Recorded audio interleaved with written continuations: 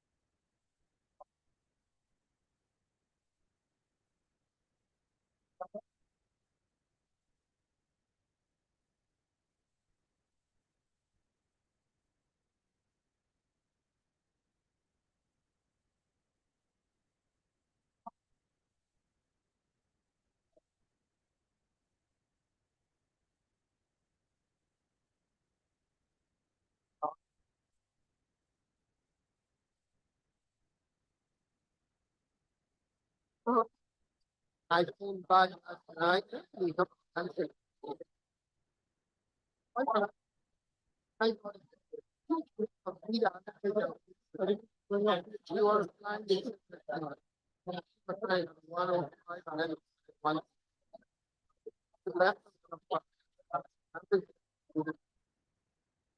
you share, you've got a hard job. So everything was up. We went the first lane out. Yeah. But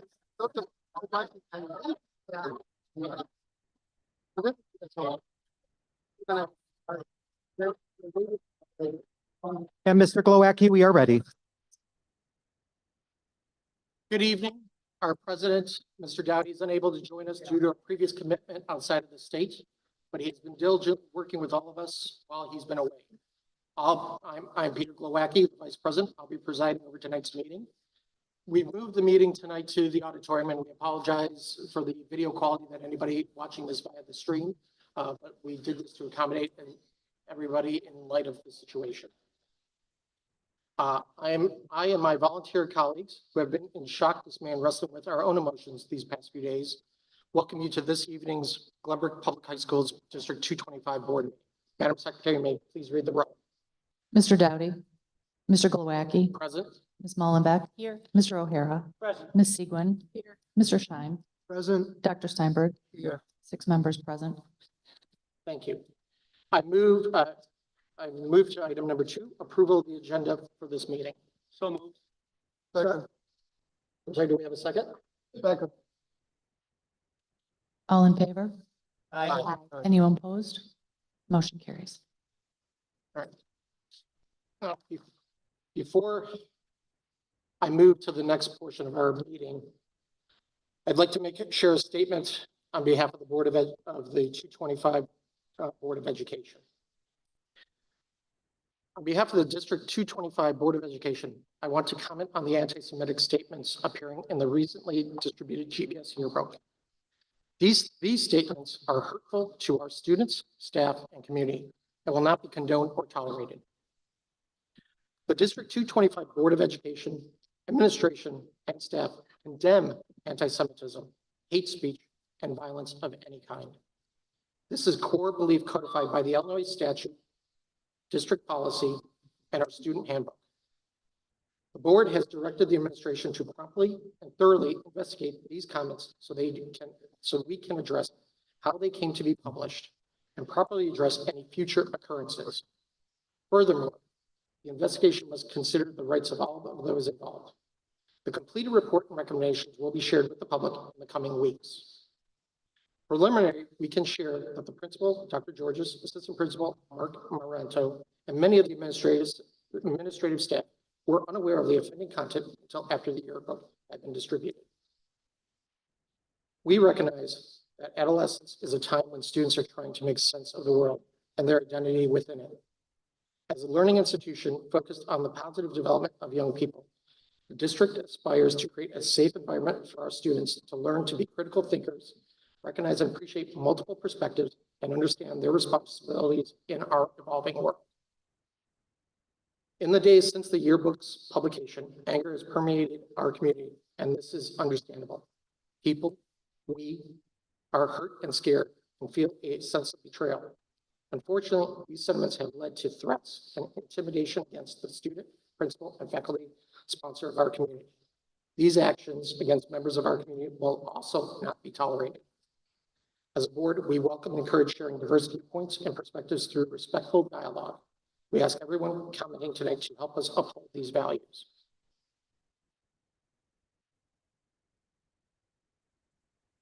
So at this time, we would like to move to one of the important part of the meeting, the recognition of community visitors.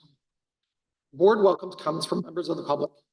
This meeting of the board is not a public hearing, except as otherwise noticed or required by law. As such, the meeting is conducted to carry out the business of the school district. Public comment is in person only and limited to 30 minutes with 2 minutes per person per board policy 2, chapter 2, section 220. In order to help ensure the board is able to address all matters on the agenda this evening. In light of the events, we may at the board's discretion extend public comment period this evening, and we'll circle back to confirm with the board at the scheduled time. The board does not comment or discuss during this period, but listens carefully. Keeps these comments along with the emails received on other discussions that may take place on the topic in mind as we prepare the subsequent discussions. Questions about the process may be directed to me as the overseeing the meeting. Individuals that would like to address the board may do so by indicating their intention upon arrival and by signing up with the staff. I believe there were sheets passed around. If you haven't, please see one of the staff members and they can add you.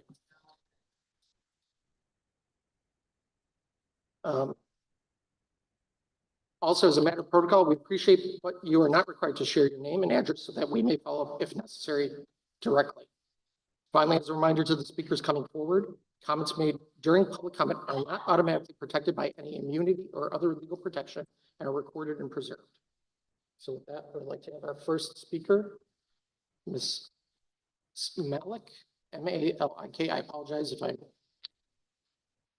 misread the handwriting. Hi, good evening. My name is Sadia Malik. I live at 4725 Locust Avenue, Glenview, Illinois. 10 years ago, I graduated from Glenbrook South High School. For 3 out of my 4 years, I worked on the Etruscan yearbook with Brenda Field as my advisor. I was appalled to hear Ms. Field and her staff were subject to such harsh criticisms online, and it prompted me to review the spread myself. I'm very proud to say Ms. Field and her staff are still dedicated to balanced and fair reporting as they were when I was part of the staff many years ago.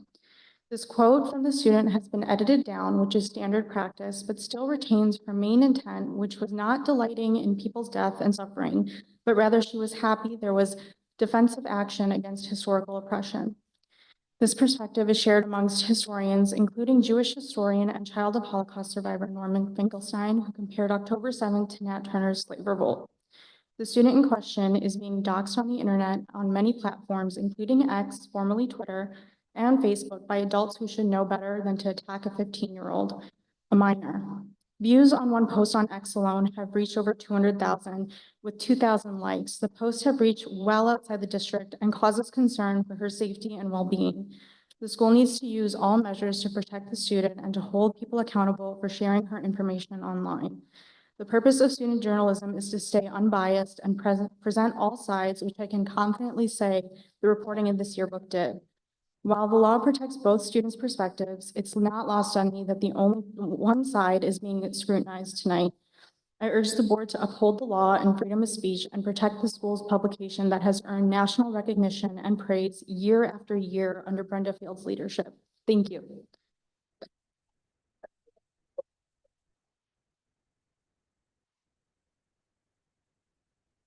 Please.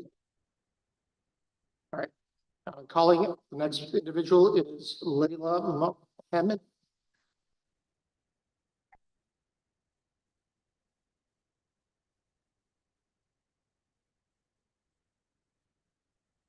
Me and the next speaker, Ishmael Kandakar, are doing the speech together, if that's okay. It's still just the 2 minutes. Okay, Yeah, thank you. Good evening. My name is Layla Mohammed, And my name is Ishmael Kandakar. and we are both graduating seniors and leaders of South Muslim Student Association, and we are here with other members of our club. Throughout our years at MSA, we have devoted our time to make Muslim students feel safe, but with these recent events, our efforts have been diminished. The comments being shared on social media right now surrounding our peers' quote have put a strain on our Muslim community.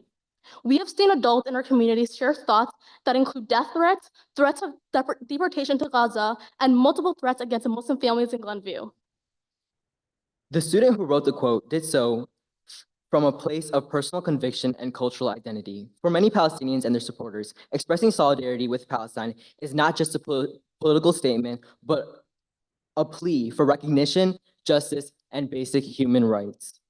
It is a call for dignity and freedom, fundamental values that resonate deeply within our Muslim Student Association. Our goal as leaders of the Glenbrook South Muslim Student Association is to create a safe environment for South Muslims to express their identity and struggles as a Muslim. As leaders, we are here to advocate for Muslim students in our community who feel threatened when speaking about their identity. Demonizing expressions of identity and resistance is hurting the whole community. And that as we plan to wrap up our time at South, we hope that the marginalized communities here are protected to each individual and that feels comfortable advocating for themselves. Thank you for your time.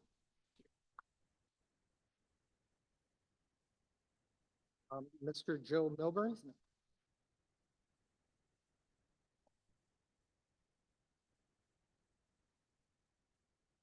My name is Joseph Milburn. I'm staff attorney at the Council on American Islamic Relations. And I would like to say, first and foremost, that it's very easy to condemn anti-Semitism. What is tough to do is to condemn Islamophobia and anti-Arab bigotry. And the reason why I say Islamophobia and anti-Arab bigotry is because the student in question was not even a Muslim. Her family are Palestinian Christians, which is a narrative that is lost upon many. Many Palestinians are not Muslim, yet whether they're Muslim or Christian, suffer under the same occupation that Israel has implemented upon the West Bank and Gaza. The second thing that we have to also ask ourselves is, we condemn anti-Semitism, which we should, yet where's the condemnation of these death threats that have been placed upon the family of this student? Where's that condemnation? Where's the condemnation of Islamophobia and anti-Arab racism? Where is it? It's not there. Because it is easy, again, to condemn anti-Semitism, but it's very difficult to condemn all forms of bigotry, as you correctly stated, Mr. Glowacki. All forms of bigotry should be condemned, not just anti-Semitism, all forms of bigotry. And finally, the last part we have to also understand is the student affirms that she never said that she was happy about the threats that. Please let him finish. I respectfully request that I have. Please continue. All right. The student affirms that she was misquoted, that she never said that she was happy about what happened. But we have to also ask ourselves, if the student yearbook is going to allow pro-Israel perspectives, they need to allow pro-Palestine perspectives in order for there to be consistency. And finally, what is more offensive than words is the death toll that has taken place on Gaza. That is what we should be condemning tonight.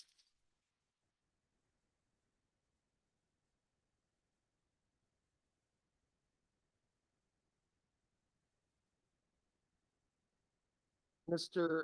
I believe Ishak Lat. I can't make it out if it's L-A-T.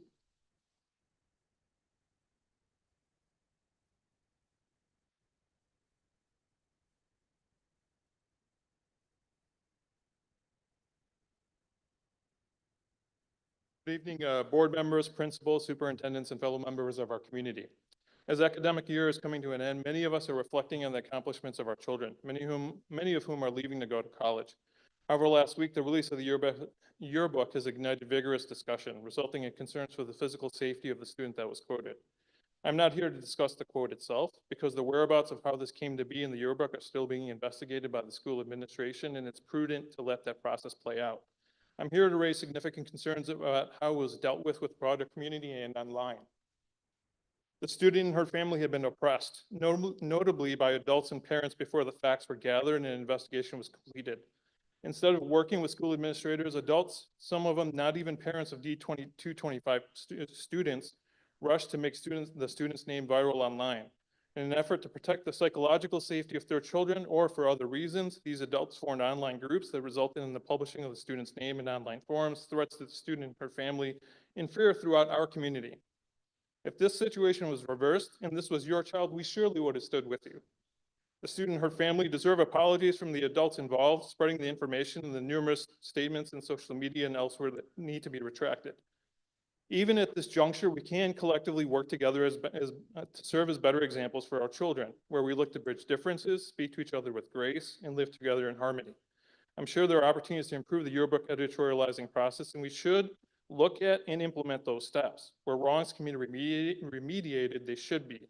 Recently, there have been notable hate crimes in the area where a 6-year-old boy was murdered and multiple incidents across the entire country where Muslim Americans have been shot, beaten, or verbally abused.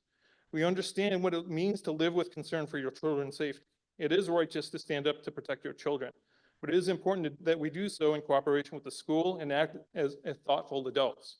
Overall, I've been pleased with the principal and the board the past several years. We're navigating a pandemic, untimely passing of students, and navigating world affairs have become necessary functions of the job. We pray for a better future where all can peacefully live together. Thank you.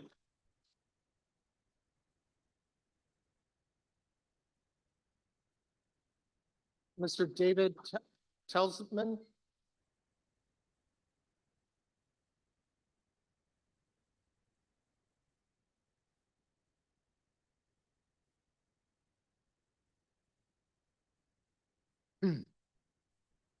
My name's David Tellisman, and I'm a District 225 parent, and I'm devastated and infuriated over what was published in the yearbook about October 7th. This is what the student said.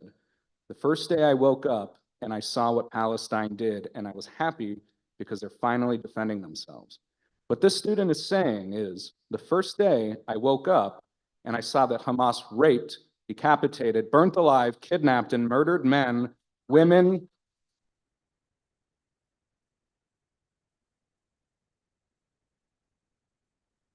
children, infants, and I was happy. Hey, everyone, just cool it. Hey, cool it, please. Let him finish. Okay. The statement is part of GBS's documented history, forever enshrined and inscribed. For almost 8 months, we've seen anti-Semitic demonstrations on college campuses and lately at high schools. This means that GBS had ample time to survey the climate and that they still allowed this blatant expression of anti-Semitism and Jewish hate. Imagine how unsafe GBS students and staff are feeling right now. Let's take the student's quote and substitute it with, the first day I woke up and I saw what Derek Chauvin did, kneeling on George Floyd's throat and murdering him. And I was happy because the police were finally defending themselves. Stop it. We know damn well such a disgusting message would have been shut down, yet somehow targeting Jews is fair game. Historically, the rot of anti-Semitism has spawned from people of influence. Brenda Field, GBS's award-winning yearbook advisor, is the rot. Principal Georges is the rot. Our superintendent, Charles Johns, had this to say in a response to a horrified parent's email. While offensive, the quote doesn't meet the thresholds in the law that would permit censorship or prior restraint. Yes, it does. Know that your response means that you will allow the devaluing and dehumanization of Jews to happen again and again. I get 5 more seconds here. Board members, it is up to you to stop this. You must respond with haste by disciplining those who permitted this and putting safeguards in place to ensure this never happens again.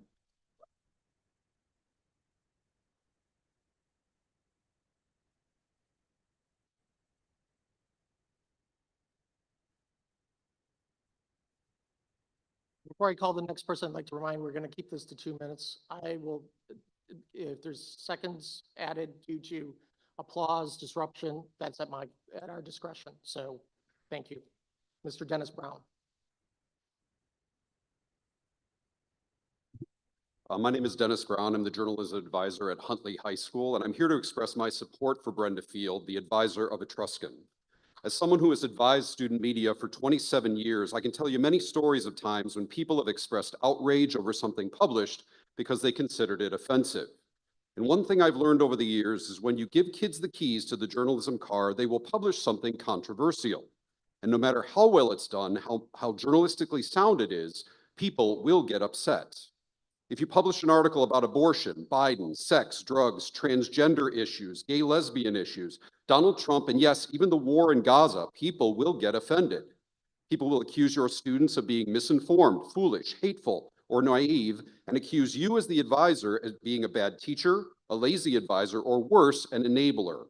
They will take their concerns to social media and email all involved to express their outrage.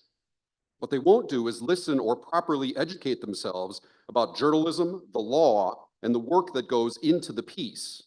These people haven't the first clue about what it means to advise a student publication, to teach students the principles of good journalism, including law and ethics, and help them make their own publication come to life. What advisors don't do, don't interrupt me. Do not interrupt me. Good Lord. This is what I mean. What advisors don't do is decide what is or is not offensive and censor their work. They educate and empower them to make their own decisions. And in those times when people get offended by the student press, those in charge should stand behind them and support their work, because without it, a school publication isn't about journalism, it's about public relations. First Amendment doesn't protect ideas that we can agree on. That would be easy. What it protects is the expression of ideas that some may find offensive. Brenda Field isn't just one of the top advisors in the state, she's one of the best in the country. No one works harder to do the job she does, and I hope you do the right thing and stand behind her and her students. Thank you.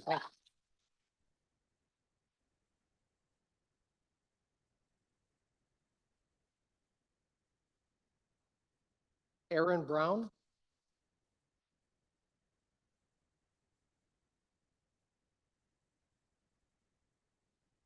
Good evening, Dr. Johns, Vice President Glowacki, and distinguished board members. My name is Aaron Braun. I live in Glenview, and I'm the rabbi at Northbrook Community Synagogue. I also have an incoming freshman to South this year, as well as 3 more children to follow. I, along with my congregants and their children at your schools, are offended by this year's publication of the yearbook. Further, the principal's initial reactions to it have been appalling and insulting.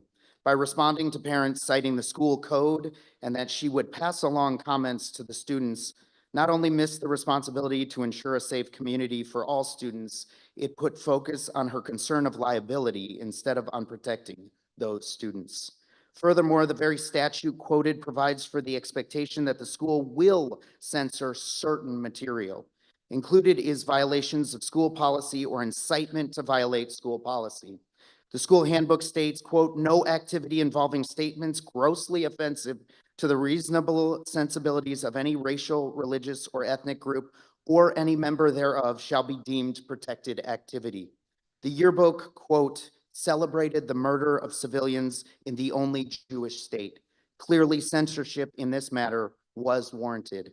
But I suspect Dr. Georges and Dr. Johns had no idea until the publication that there was an issue at all, which speaks to the failings also of the advisor, whose role is to help the children and to advise the administration. The advisor needed to do a better job protecting this child, who at 15, I imagine, has suffered from this posting. And the advisor should have informed administration so that it could take action or be prepared to respond to the fallout.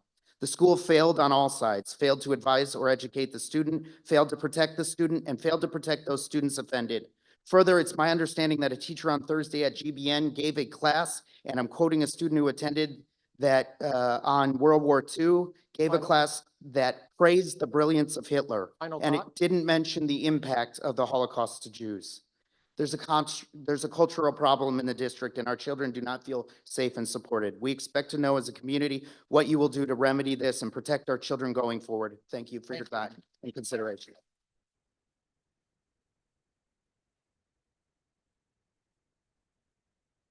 Becca Rosenbaum.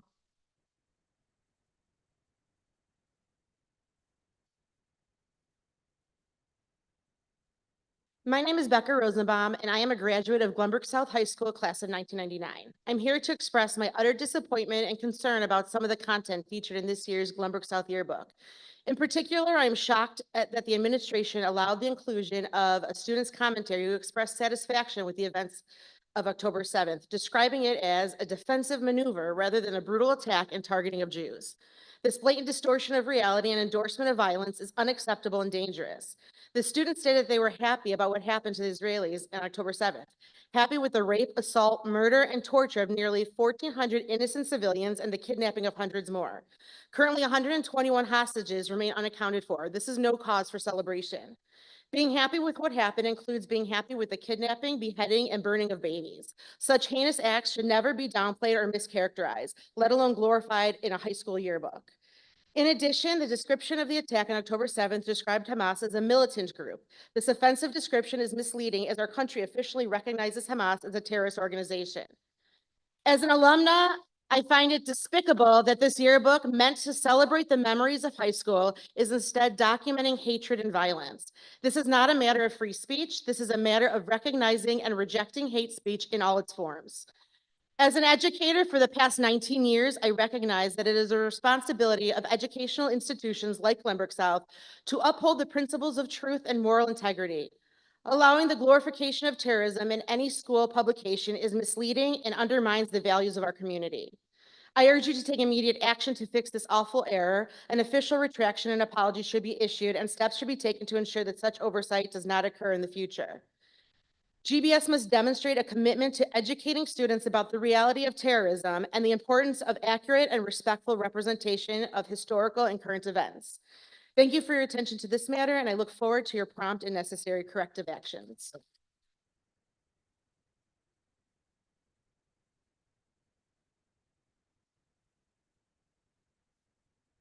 Haley Stern.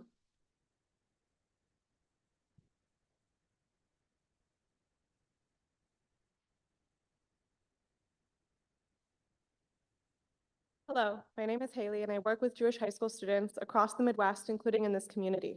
This year has been difficult for many students, and for Jewish high school students, this year will be remembered as one full of fear and pain, not just because of the events of October 7th, but because of the rising anti-Semitism they have witnessed online and in person.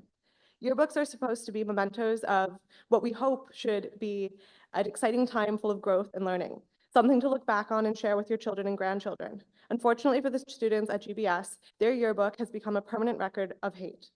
This yearbook will not just be a reminder of the challenges that they've faced, but also that they have peers who do not just disagree with them on complex topics, but who are happy when their friends and families are killed.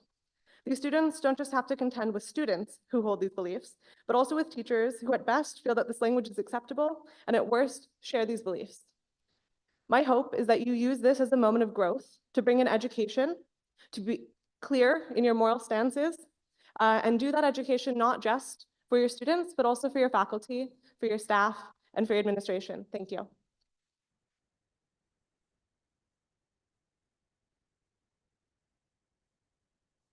I apologize on this next one. I believe it's Howard Wolfman.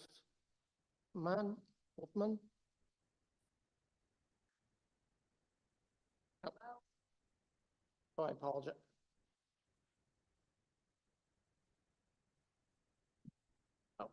Oh, I apologize. We will have you next up. Thank you. That's a long walk to get here. I thank you for the opportunity to address you, and please bear with me. I've had recent eye surgery, so reading may be a little bit challenging. My name's Howard Wolfman, 3860 Mission Hills Road, Northbrook. My wife and I are 58-year residents of District 25. My wife taught in District 25.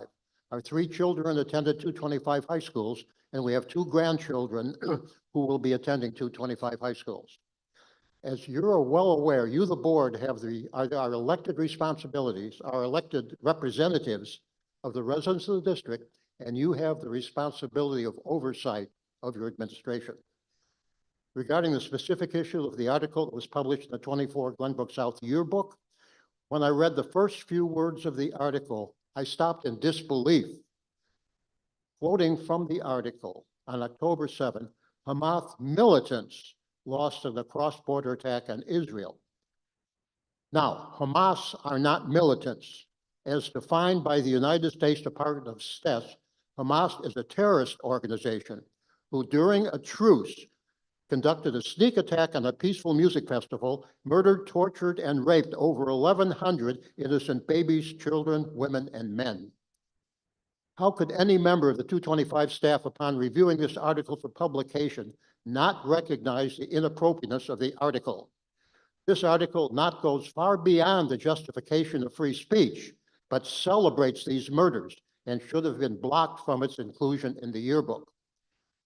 The 225 board must act by, 1, immediately recall the 2024 Glenbook yearbook and remove the article. Cost should not be an issue. Cost should not be an issue if the board can afford over $1 million to replace computers on the staff. Number 2, ask the following questions of its administration: how, when, where, and why the article was allowed to be published in the yearbook. 3, inform an investigation in a timely manner. I understand you started one on Friday. You've had the week, Last 4 comment. days. I'm almost done. Thank you. Issue a report that addresses the above questions. In addition, the board must immediately issue a statement that clearly addresses the inappropriate inclusion of the article. I ask for your agreement to address the above 5 issues. Thank you.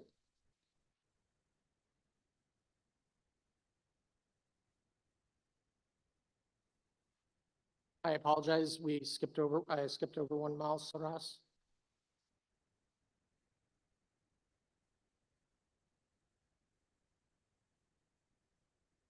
Assalamu alaikum, peace be upon you. I am here to speak as a GBS parent. On Monday, May 13th, the morning we all got the news that a senior, Marco, passed away. We all became parents towards Marco.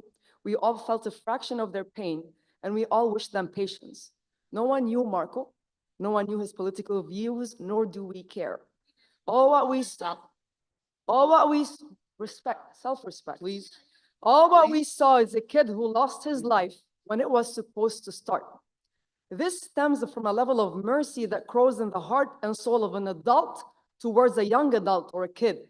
We've been in the shoes of being kids. I'm unable to understand how these public posts that led to ruthless comments couldn't take a step away from their agenda to act as adults. Despite the content that was expressed, we as a GBS community are unable to understand how adults can attack and send death threats to a 15-year-old and disregarding her mental health, since mental health is a huge issue. Many of us in this room probably don't share the same opinions. However, the idea of trying to suppress those opinions is incorrect. Broadcasting a kid's opinion onto social media and creating a wave of attack is even farther from any adult should think of. There's a difference between disagreeing and attacking or bullying. I encourage the authors of these posts to rethink their actions, yet encourage a respectful dialogue, always between parents and the school. After all, we're trying to model a responsible behavior towards our kids, especially in tough time. The meeting here showed a lack of that model for sure. That said, I do encourage the school to look closer in their investigation at how the opinion was presented. I do believe that the placement of the quote next to an October 7th picture was meant to trigger a reaction to the opinion. I hope the investigation leads to action. Thank you.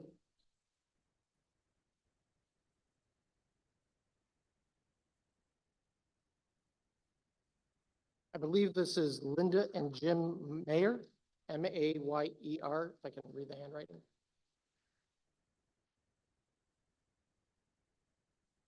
They're Linda and Jim Mayer.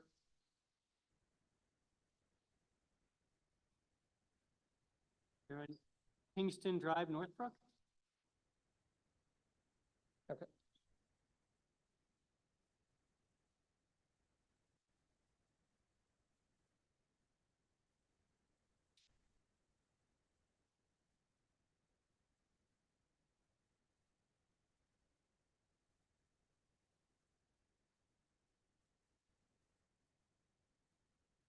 Yes, I'm Linda Mayer. I live on Kingston and Northbrook.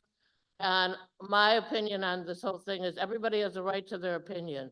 But the advisor to the yearbook, knew this was coming out and should have offered up to the rest of the students as a rebuttal, an opportunity to answer to the statement that was put in the yearbook. Not just leave one statement. It should have been opened up to the children of all the kids to voice their opinion and have a rebuttal. It shouldn't have been one opinion that was put in there. There's always two sides to every story. And everybody has their own opinion, but it should not just have been that one-sided piece that was put in there. The advisor knew that and put it in and knew it would provoke a lot of hatred and a lot of action in the community, which is not good for anybody, especially after what happened with a student being killed not long before that. It's very senseless and inappropriate for a school to conduct itself that way. And I feel sorry for if somebody's getting death threats over this, that shouldn't be either. But the school board and the advisor to the yearbook provoked this. And that's why it happened. What? And somebody here put out an article on Twitter I saw about the Illinois law on the right for free speech. I agree with. But every major newspaper from the New York Times on down allows an opinion piece in rebuttal. Now, you have a problem because the yearbook is once a year and you can't correct it. You owe a chance to some of the students who feel differently to publish their thing and get it distributed. You know who got the yearbooks. You can put it on in a distributed somehow. It's not that difficult, but you owe that to everybody. You owe an apology to the whole community. Thank you for your comments.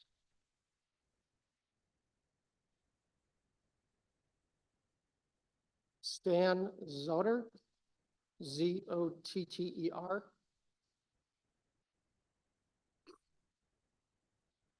Good evening. My name is Stan Zoller. I'm from Buffalo Grove, Illinois, and I've spent more than 50 years as a journalist, journalism educator, and journalism advocate. During these more than 5 decades in journalism, I have done a lot, seen a lot, and most importantly, learned a lot. One of the most important things I have learned beyond journalistic ethics and fundamentals is this: democracy can be painful. This is the very fabric that makes the United States the wonderful nation that it is. It can bring tears to our eyes, as it did for many people this past weekend, as we remembered those who paid the ultimate sacrifice defending and ensuring our democracy. It can raise our anger, and as we recall the events of January 6, 2021, but it can bring pride to us as we saw how the democratic process worked. Through it all, the heart of democracy continues to beat. This is especially true when we teach, practice, and defend the First Amendment of the Constitution. Every American of every age, race, religion, sexual orientation, or national origin is entitled to the 5 freedoms of the First Amendment. Sometimes it can be painful when people are denied the chance to practice their religion, when assemblies turn violent, and when we read something we disagree with. It can fill us with anger and pain, but most importantly, it can and should make us proud. It makes us proud because democracy works for everyone. A superintendent named Charles, a principal named Barbara, a teacher named Brenda, and all the students at Glenbrook South High School. Nothing is perfect. No one is perfect. Not you, not me, not anyone in this room. That doesn't diminish their right to participate in democracy and exercise their First Amendment rights. And that's what needs to be focused on. It's what sets the United States apart from other countries and, warts and all, makes us the model for the world. Thank you.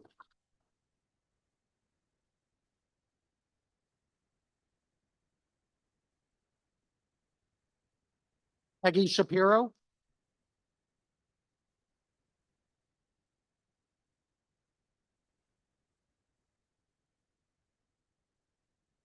My name is Peggy Shapiro. My children went to Glenbrook High School. My nieces and nephews went. 2 of my grandchildren and 1 more on the way are going to Glenbrook High School. And I am a retired college English professor. The last time I was in this building, it was to see a wonderful musical you produced. But I want to tell you something about education. They say, if you want to plant for a year, you sow rice. If you're planting for a decade, you plant trees. And if you're planting for a lifetime, you educate people. But look at what you planted. Look at what you planted. Divisiveness, hate, pain, misinformation. It is a failure of education. And I don't blame the student because you failed her. If a student had come up and said they wanted to say something very positive about the KKK, you would have used that as a teaching moment and said, let's talk about what's happening rather than praise an event like that. With anti-Semitism now going up over 400% in this country in the last few months, it was a teaching moment for the student. You can be in solidarity with Palestinian people, but that doesn't mean joy in the murder of babies and the gang raping of young girls until they're dead. You could use it as a teaching moment. Please stay. Please continue. And I've taught English. I believe in the freedom of speech, but you have to understand the limits and the responsibilities. And I give you an F for how you exercise the responsibilities.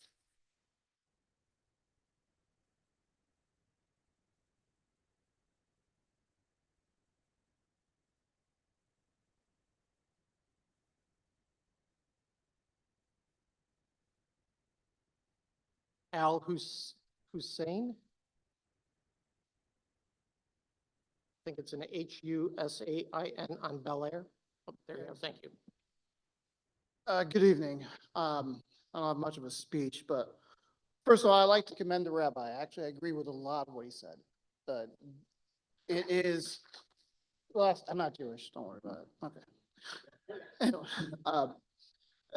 but what he said, I think, was right for the most part. There was there's definitely a hurt that comes with the Jewish community. I've got too many friends who are Jewish, too many colleagues that grew up in a Jewish neighborhood. I am an American Muslim, though. I do understand what the Palestinians are going through because I have a lot of friends who are Palestinian and Muslim. I don't, when I saw that quote, I didn't like it. I don't like Hamas. I don't think anybody does. Definitely not that side, for sure. But at the same time, I think what Ms. Shapiro said was right. It was a teachable moment. On one side, you have to ask, why is the Jewish community feeling so much pain? On the other side, you have to ask, why was this quote, well, I wouldn't say supported, but why was this quote actually given from a 15-year-old child and not guided to her? What is going to cause? At the same time, you understand, why is she saying that? That is a teachable moment I believe we should do. And to echo what Ms. Shapiro said, we have to see what each side is saying. There is pain within the Palestinian community. I can definitely say with this quote, there was pain within inside the Jewish community. This going back and forth is not going to help. I personally don't think anybody should be fired, but I definitely think that there should be a step towards new guidelines on what's going on.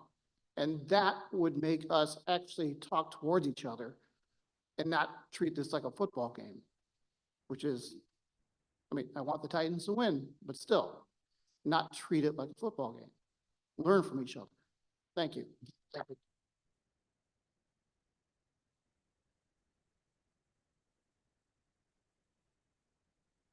Well, board members, at this time, that is the 30 minutes we had allotted for public comment and more.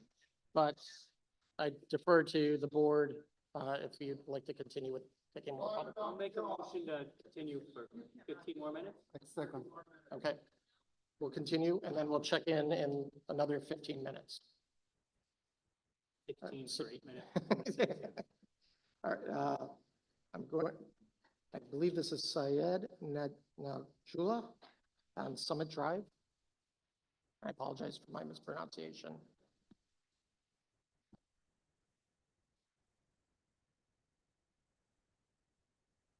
Assalamu alaikum, peace be upon you all. My name is Syed Najula, 2700 Summit Drive, Glenview, Illinois. I'd like to thank the board for giving me this opportunity. I mean, you will see these challenges and distraction like this, what we are seeing now today in your life. But you all have passion for education and to nurture our next generation to be leaders of this country who will uphold the Constitution of our country without being bought out by individuals or institutions for their own personal agendas. My request and advice to this board is not to lose your focus for which your commitment is. Thank you again. Appreciate it. Bye. Jennifer Kramer.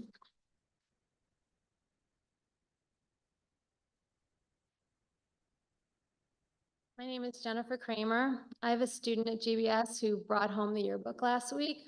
I was shocked by this anti-Semitic statements that appeared in my child's yearbook about being, quote, happy that over 1,200 innocent civilians were killed in their homes and at a peaceful music festival, not to mention the kidnappings, rapes, and mutilation of bodies and the worst mass murder since the Holocaust by a savage terrorist group on October 7th.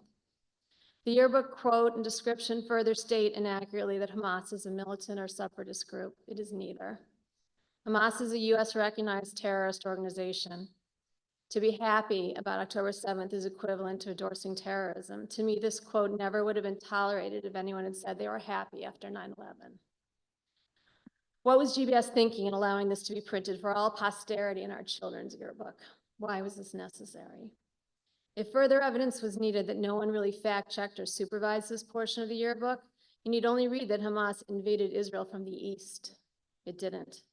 The lack of education and misinformation in a school publication is staggering. Superintendent Johns and Principal Georges have assured us that an investigation is taking place. The school should act swiftly to uncover how this hate speech was permitted to be published and distributed to our children. This is unacceptable in our community, and all involved need to be held accountable. At a bare minimum, a new yearbook with the hate speech removed needs to be issued. I'm heartbroken that GBS, despite its claims to protect our children and provide them with a safe and nurturing environment, not to mention an actual education, has let this happen. Finally, I'd prefer not to receive another after-the-fact apology email and request that GBS plan proactively to prevent the possibility of any further hateful rhetoric or anti-Semitism at graduation this weekend. Thank you for listening. I sincerely hope you'll take action.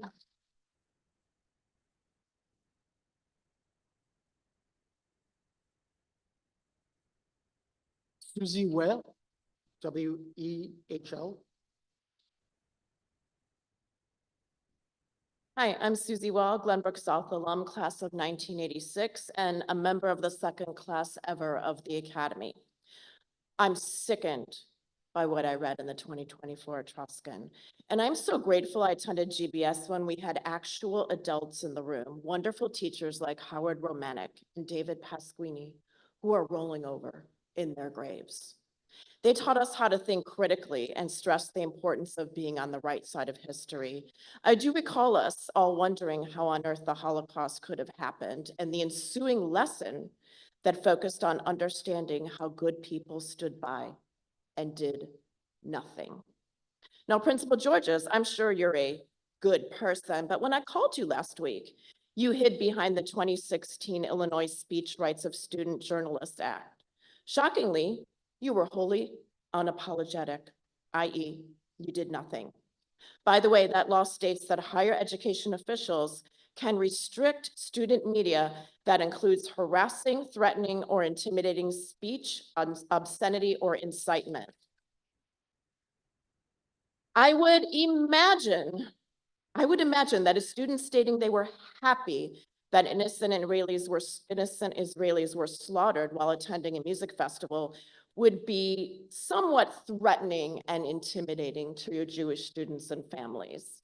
You know, I was in the academy, so they told me I'm smart, I would imagine. You know, and I would imagine that if this statement were made about another group that had been marginalized, you would never have allowed it. You know? I guess I'm smart. Where was the yearbook advisor in all this? Where was she? You know, as the mom of a 16-year-old, I know they say crazy things sometimes. Believe me, I know it. But as adults, it is our duty to say no. Otherwise, we raise self-entitled radicals that go on and do these college encampments. Final. You know?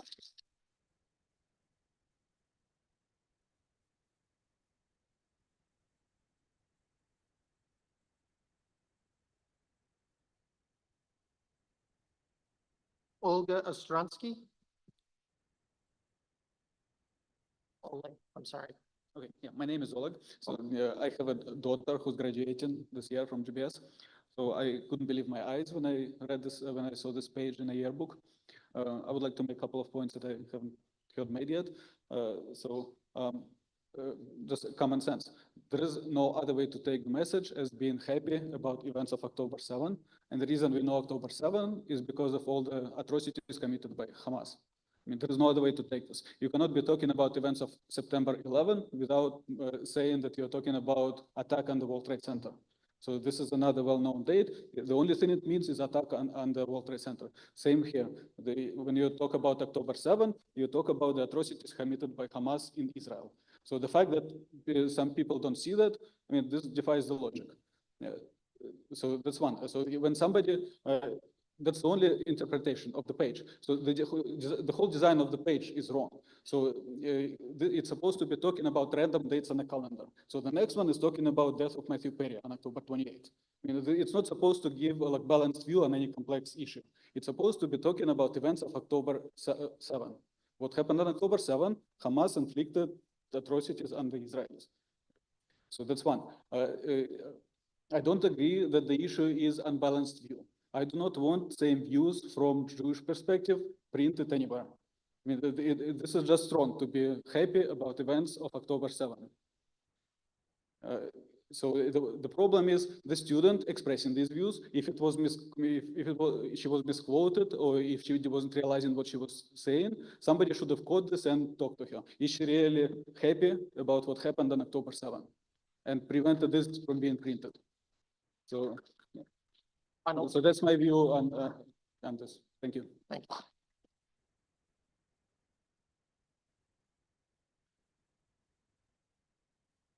I apologize on this next one. I'm having a hard time reading the handwriting, but I think it's Yvonne Howard, or it's at 1207 Wagner. Sorry.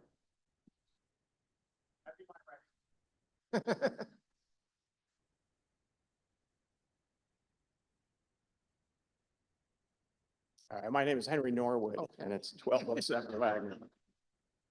Thank you, Henry. It was close. It was very close. I apologize. Right. Well, I'm sorry we're here tonight.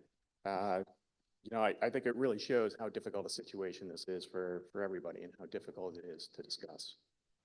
I did want to just offer up some support, though, in terms of the Etruscan and Brenda Field, as well as the GBS as a whole. We chose our house really carefully. We chose our house because it was in District 225. And we chose District 225 in part because of its academic excellence, but equally so because of the diversity that it represents. And I think that part is really important. That for us, we wanted to ensure our kids obtain that GBS degree, that the diversity helps our kids learn and helps them to both understand the opposing views, resolve conflict, and ultimately, with 2 kids graduated and 1 to go, we would make the same decision again. Our children were editors for the Etruscan. They were also editors for the Oracle. The instruction by Mrs. Field and Mr. Wysocki was exceptional. They helped our kids grow and learn over the course of time. We would offer each of those teachers, we would love to see them teach our kids again. Our kids learn to listen, they learn to understand and respect opposing views, and what influenced those views, to walk in other people's shoes. I haven't read the entire Etruscan, so therefore I may not be aware of other areas where anti-Semitism is expressed, but I have reviewed the spread, and personally, I don't think ill will was intended. Please.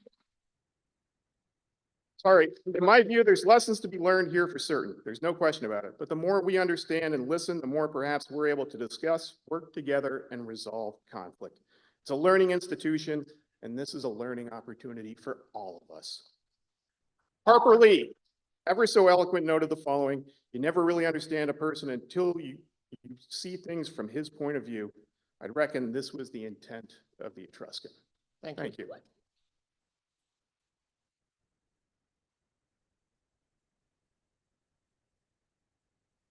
I apologize. The next name, Paula Estat? Paula Estat. Clover. Clover Road? Yep. Okay. Dr. Johns and Vice Chairman Glowacki, thank you for giving me this opportunity today. I am Paul Eisenstadt of Clover Road, Northbrook, Feeder District 31. Contrary to your Friday, May 24th statement on this, by the way, these remarks were written before your statement today. Contrary to Friday 24th statement on this situation in your website, the statements from the Glenbrook South yearbook piece do send a clear message to the community and the world that Glenbrook South High School and District 225 do support terror and hate when it is directed at Jews. It cannot be disputed that if this entry was racist against blacks or gays or any other group, it would never have gotten in, or there would have already been swift action to mitigate it.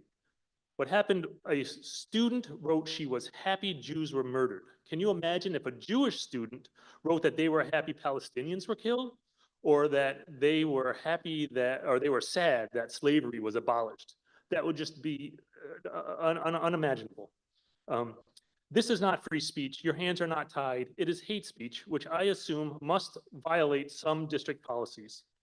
Because the target of this content is Jews, if you desire to communicate that you support anti-Semitism, stand with Hamas, and promote genocide against the Jewish state, then I'm sure you will find a way to defend it and no further action is required. However, if you want the message of District 225 to be hate has no place here, even hate directed against Jews, then you must do three things. Glenbrook South yearbooks must be recalled, reprinted, and reissued absent hateful calls for the destruction of a group of people, so Jewish students and others with morals and decency can have high school memories devoid of hate. 2, District 225 must develop and implement plans to educate our faculty, staff, and students in that order that hate has no place here against any group, including Jews. That can start by implementing the Holocaust Remembrance Assembly at Glenbrook South and incorporating anti-Semitic themes found in books read in English class into the curriculum. I know that was brought to Glenbrook North English Department, but failed to be adequately implemented. Final thought? Finally, someone must be fired. There is no way to assuage this embarrassment without, at best, termination for irresponsibility and, guys, that concludes. We're all adults here, and gross negligence, all right, without, at best, termination for irresponsibility and gross negligence. As in, I didn't know about it is not a defense, or vicious anti-Semitism at worst. An apology absent a personnel termination is meaningless, no matter the excuse. Everybody. Thank you. All right.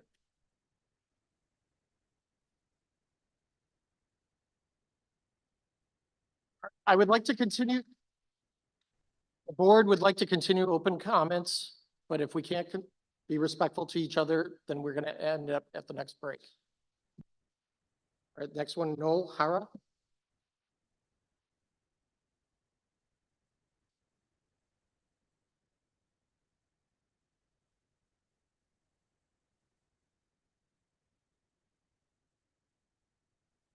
I'd like to start by thanking Mr. Glowacki and the board for your opening comments. Many of what I'm going to ask for today have already been addressed there. But my name is Noel Hara. I'm the parent of 2 juniors in the district. Instead of attending tonight's GBN Athletic Awards ceremony, celebrating our students' achievements, I'm here with you to express my deep concern regarding the publication of a quote praising Hamas terrorists in their horrific actions on October 7th in the GBS school yearbook. As a community, we cannot remain silent when such atrocities are glorified, especially in an academic setting. The world learned on October 7th that Hamas terrorists stormed across Gaza's border into Israel, indiscriminately firing upon everything in their path. The result was devastating. Approximately 1,200 innocent lives were lost, including children, the elderly, young people attending a music festival. These victims were not mere statistics. They were sons, daughters, parents, and friends. The horrifying scenes of that day were captured on video, much of which recorded by the terrorists themselves, show atrocities, including innocent people being shot in front of their children, raped, and babies burned alive. It is these atrocities that were highlighted in the yearbook with the quote, "The first day I woke up and I saw what Palestine did. I was happy."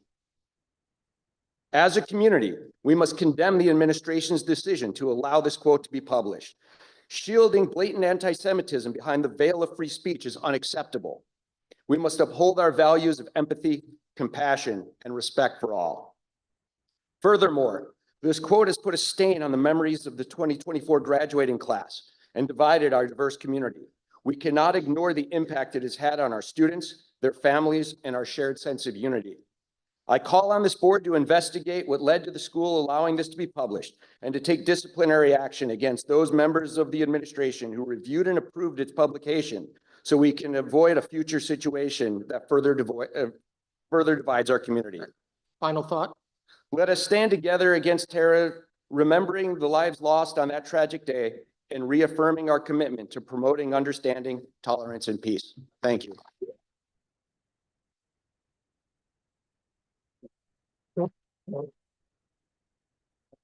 Marina Goodman. Hi, thank you. My name is Marina Goodman, and my daughter is a junior in GBS, and we're Jewish. As already was mentioned, on October 7th was the worst massacre of Jewish people in one day since the Holocaust. When I learned about the comment that was published in the GBS yearbook about October 7th, the first day I woke up and I saw what Palestine did, and I was happy. My heart sank. On October 7th, as already was mentioned, Jewish babies were burned alive. 16 and 17-year-old girls. Please. 16 and 17-year-old girls at a peace concert were brutally raped, bodies mutilated, and beheaded. And we know this because Hamas videotaped these atrocities. This is what the student said she was happy about. Why was this hateful comment published in a GBS yearbook? I mean, imagine if someone made a comment that they were happy that Americans murdered on 9/11, or they were happy about the 6-year-old Palestinian boy who last year was murdered brutally in a Chicago suburb. This would never have been published in a yearbook. But for some reason, dehumanizing Jews is the new normal. After my daughter saw the yearbook comment, she simply said, "Mom, this is not okay."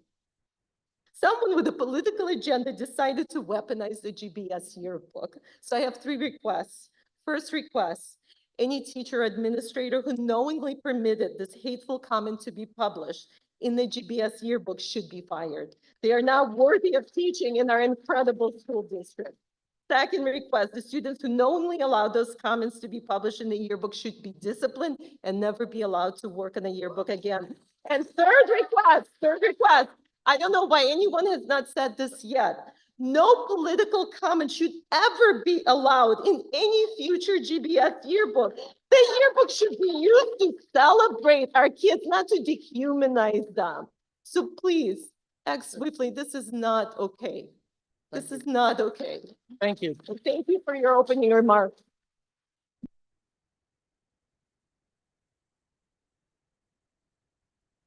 Board members, that concludes.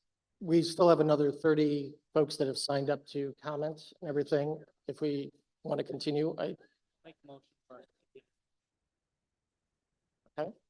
So we'll continue. Right. I apologize. The pen kind of slipped here. It looks like, but I want to say Mitch. Michael Schmark. Schmark. I want to say Tom Brown. Yep.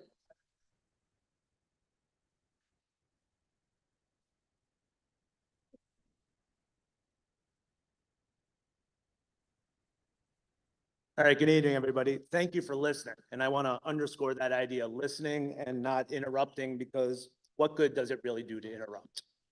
I come to you not only as a Jew, a 225 parent, a lecturer at Northwestern University, and a PR counselor. That last one may surprise you, but I advise people on communicating ethically. You, as 225 leadership, you have disappointed me on all 4 of my roles in your lack of ethics. So I want to take this time to educate you, because that's what we're here in academia on, how to apologize. And maybe in the process, identify some shortcomings that really need fixing. So when making a full apology, you need 6 things. You apologize for what you did wrong, and you take responsibility for it. The board should not express regret as it has previously done in its written statements.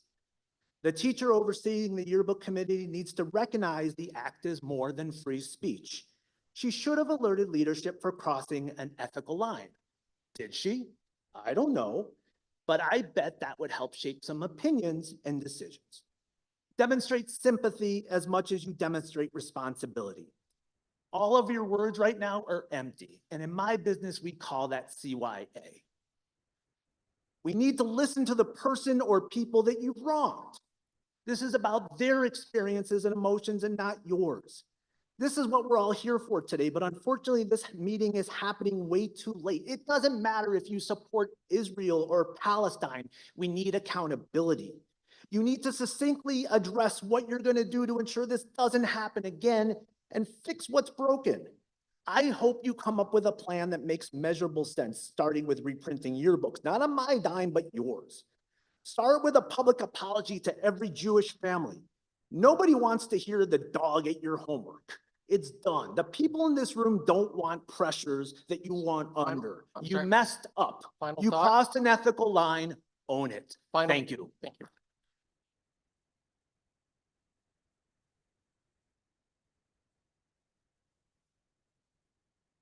Ms. Zaratz, Bayej on Glendale.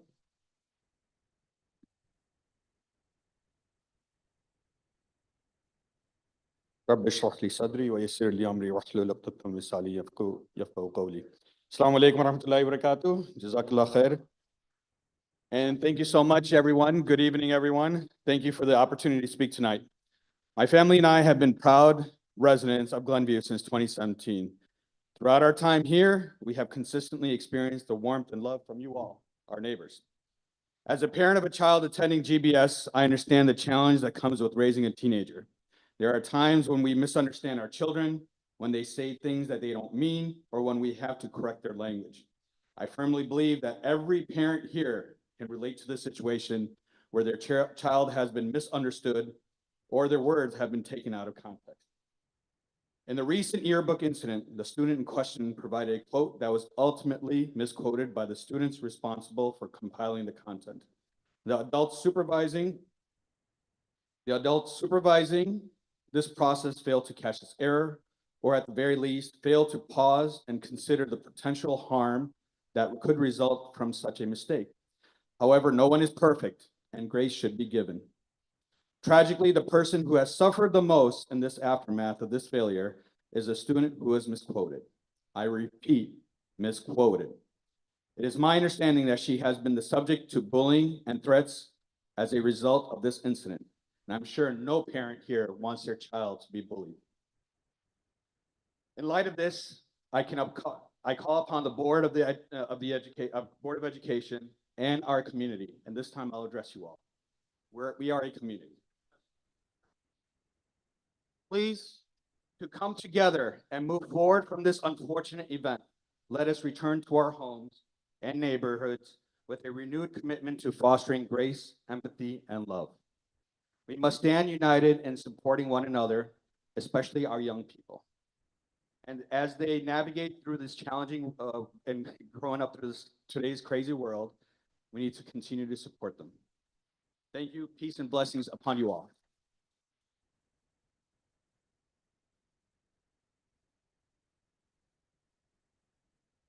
Tisha Ben Jamison, sorry, I apologize if I'm reading.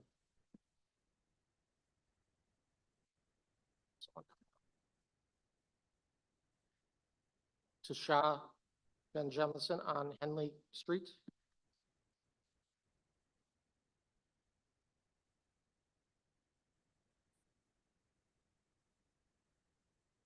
Jameson, right? Ben Jameson? Yeah, looks like Benjaminson, maybe Benjaminson? Okay. All right, we'll give him an opportunity afterwards. Saif Kazi on Hummingbird.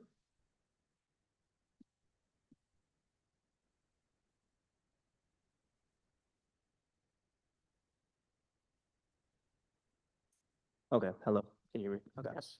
Hello, my name is Saf. I'm a member from an organization by the name of Jasur. I'm here today as an educator who seeks to highlight our roles in academic institutions such as this one in order to remind everyone here what these institutions are meant to do for its students. First off, let me clear up some misconceptions about teachers. Teachers are not meant to be the gatekeepers of knowledge, and teachers are not meant to be an authoritarian figure within the classroom, especially when it comes to the students' freedom of thought and their freedom of speech. We do not imbue our students with knowledge to subjugate them to our will, but rather to uplift them, to empower them, and most importantly, to acknowledge them as human beings who are capable of critically thinking for themselves and arriving at their own conclusions as they navigate their way through life. Teaching at its core is a profession that requires one to be empathetic and understanding of the fact that outside of these four walls, we, teachers and students alike, are all just people trying to make sense of the world around us. Schools are meant to be safe spaces for students to practice what they learn and openly express themselves without the fear of repression. A Palestinian student facing such backlash from their community over expressing their views is not only dehumanizing, but is also contradictory to what this country and every academic institution in it claims to stand for. If you move forward with the intention of entertaining this contradiction even further by dismissing the objective reality of the genocide that the Palestinian people are enduring and constantly repressing any student who has the courage to raise, please.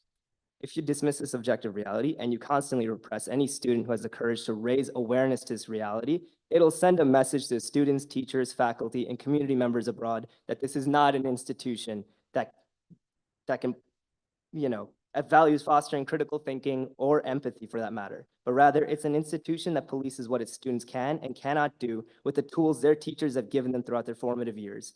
Simply put, this is a contradiction that will have dire consequences for the integrity of this institution. Do what you will with that knowledge.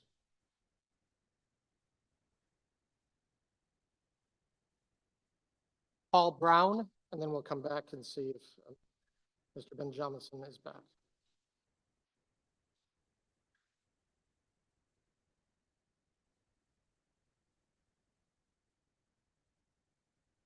Keep my words brief. A lot of what I wanted to say has already been said, and I know it's not easy sitting up there. You're all volunteers. I appreciate your time, and I appreciate your respect. I'm an alumni from the class of '05. My dad, who's in the room with me, chose specifically to live in Glenview, not Highland Park, not Northbrook, because he wanted me to live somewhere where he felt there was diversity. I was around people who were different from me, different beliefs, maybe looked different, grew up differently. I will tell you that I specifically, when I had my children move to the suburbs, sadly chose not to live in this district. And I chose that specifically. And that goes back to my time at Glenbrook South and instances that I had that weren't so welcoming. I joke around with my family and friends that I had two lives upbringing, the life where I grew up and went to Northbrook schools, and then my time at Glenbrook South and my time away from college, which was a very different experience. Sadly, living in the Riverwoods Deerfield district hasn't quote unquote protected me in my bubble. My then 2-year-old son had bomb threats called in to his Jewish daycare, and the saga continues. So what I will say is this. I agree with a handful of the previous speakers on both sides. It's a shame for our community. We're all at a loss here. But one point that I don't think has been mentioned, there's all this idea of free speech and journalistic integrity. And I think it's important that we remember that these are children. This isn't the New York Times. This isn't the New York Post. It doesn't matter what your opinion is. And this idea that we are going to give children, because they are children, an open forum to say whatever they want, however they want, whenever they want, is irresponsible and it's dangerous. Thank you.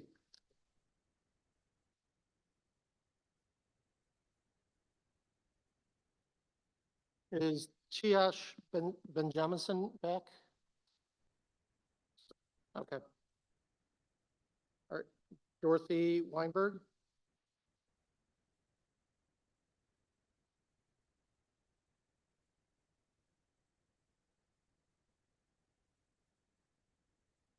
My name is Dorothy Weinberg. I live at 3223 Mary Kay Lane, Glenview, Illinois. I've been a resident in this district 52 years. Both of our sons graduated from Glenbrook South, got a very good education. And I will just give you one example that was good. When they were learning about the Holocaust, we brought up, how about having a Holocaust speaker? And the Holocaust speaker, who was in his late 70s, agreed to speak for 6 hours to the social studies class about his experiences. So kudos to you on that. But I will say one other thing. Loco parentis, which you may know means when a child is going to your school, you have the authority to be in lieu of the parent, which means you have the responsibility to protect all your students physically, emotionally, socially, against anything that could harm them. And I believe reading what was written could harm a lot of people. First of all, the person in charge of the yearbook should have researched the facts. It was incorrect, as many people have said. Gaza did not declare war on Israel. The Hamas came in and attacked and took hostages, mutilated them, but I'm not going to go on and on about that. 2, guidance. If you're parents, you know it's important to guide your children, and that's also the responsibility of teachers.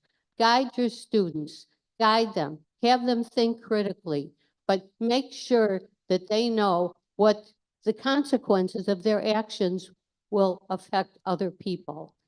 And if they have the information that is correct and they're knowledgeable, then they can form good opinions. So I would say, please be watchful of your staff and make them act like parents in lieu of parents.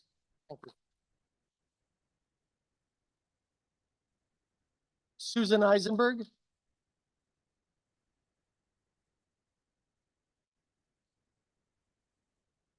Hi, I'm Susan Eisenberg, and my husband and I are parents of 3 GBS graduates. Some of you know, some of you don't know, I'm a former school board member for District 225. So I've been sitting where you're sitting now. And I know how hard it is to make decisions on difficult issues, and this is a difficult issue. But my read on this is that there's a difference between hate speech and free speech. And when you say you're happy that a group killed and mutilated people, that to me is hate speech. Whether the student was misquoted or not, I don't know. I don't know if we'll ever know. But the fact is, what is in the yearbook is in the yearbook, and that has to be dealt with. So the other thing I wanted to mention is you're not responsible for the community getting along with each other, for the booing and the clapping. You're responsible for the students at GBS and GBN and the teachers. That's your responsibility. And there's a problem here that needs to be corrected. I don't care how good the yearbook instructor is, our tax money pays for her to have that job. That's extra money. She used bad judgment, or maybe she even agreed with the student. Who knows? I have no idea, but it wasn't okay what she did. And there needs to be a repercussion, whether she's fired, whether she doesn't have the yearbook anymore, but you just don't talk to her. I'm an RN. When we make a mistake, we have to deal with the mistake. So you don't let a teacher get off if she wants to call it was making a mistake. As far as the student goes, I don't know if she was misquoted or not. I don't care. She made a mistake and she needs to be a deal with, and there needs to be a repercussion for her as well. So again, you're responsible for GBS and GBN, not the community, the students and the teachers. You need to make some decisions and be strong. I am tired of people getting away with stuff that they shouldn't get away with. Thank you. Ari Jacobson.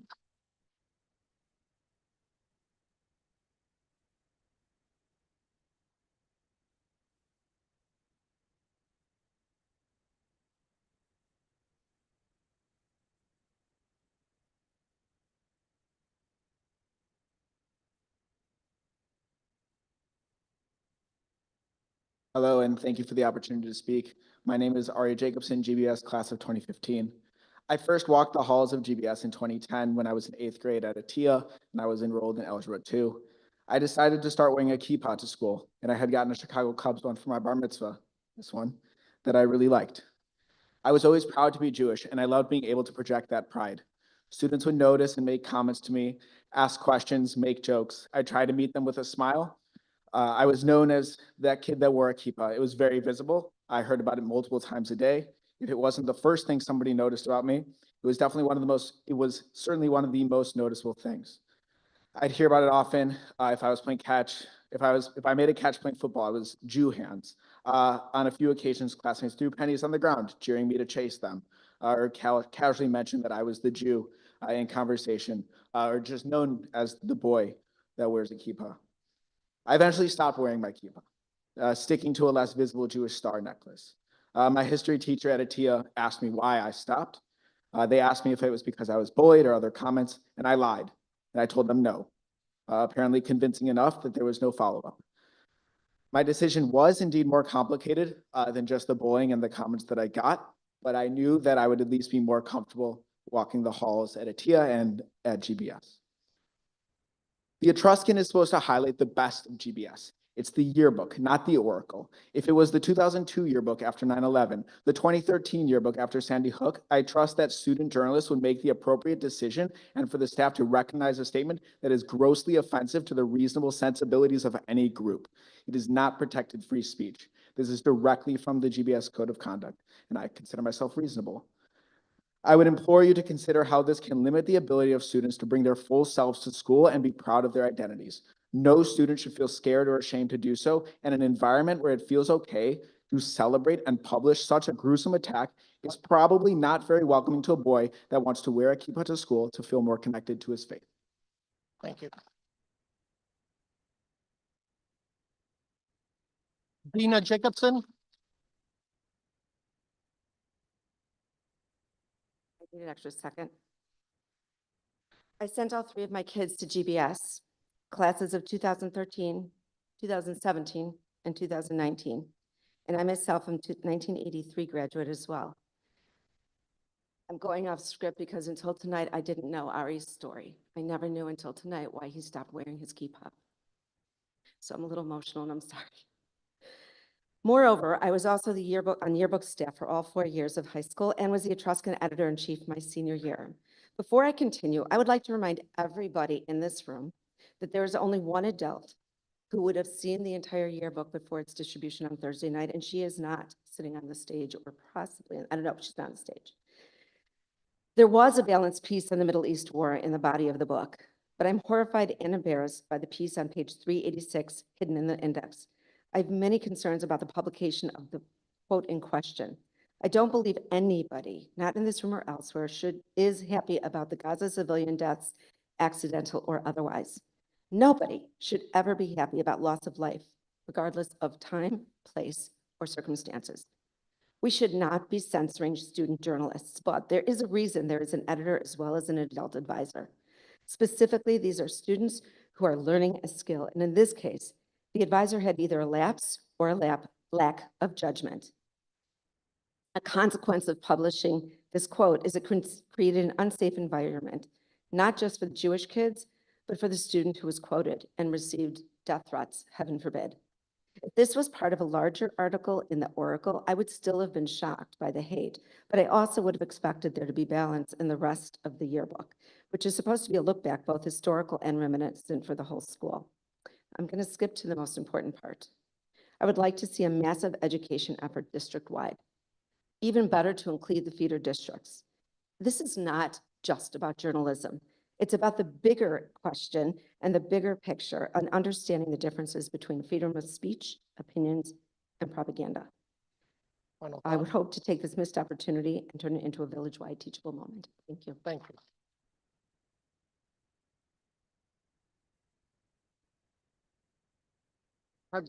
Hudson Maleh Hayat in Washington. I'm sorry.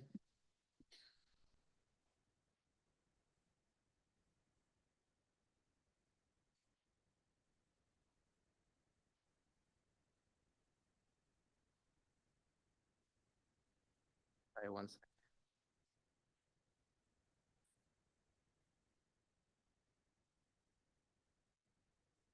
Firstly, since the beginning of this genocide, we have witnessed a breakdown in free speech in this country. People have been doxxed for supporting in Palestine. Peaceful campus protesters have been faced with brutal state suppression. Pardon me. And anti-Zionism has Pardon been me, equipped. but please be careful of any potential hate speech. Yes. What part of the Okay, first of all, I didn't get what part of that was hate speech. I would like to mention that Jewish students participate in that as well. There are Jewish organizations like Not in My Name, et cetera, et cetera. Please continue. You can't just self-hatred your way out of everything. You can't just say, oh, these people are self-hatred, so they don't count. Please continue. Okay. Well, I would like to say the student quote also said to do your own research. And as someone who has been following this conflict, because I am a Muslim of Middle Eastern descent, and this conflict is very important to me, here's what the situation was before October 7th. Gaza was, according to the UN, the world's largest open-air prison, a hell on earth, and that's a direct quote. A week before, Israel bombed Gaza for 3 days straight with no provocation, and peaceful protesters were shot by Israeli snipers. 2023 was already the deadliest year for Palestinians before the genocide. The West Bank was enduring a brutal occupation, a system of apartheid, which Desmond Tutu said was worse than South African apartheid. Nelson Mandela himself said, we know all too well that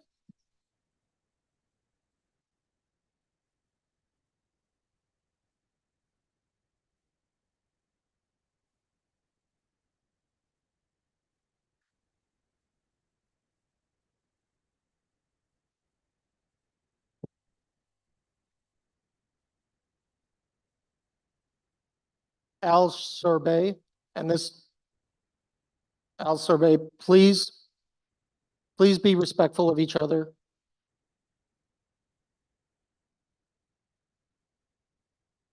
Please. Shalom alaikum, salam alaikum.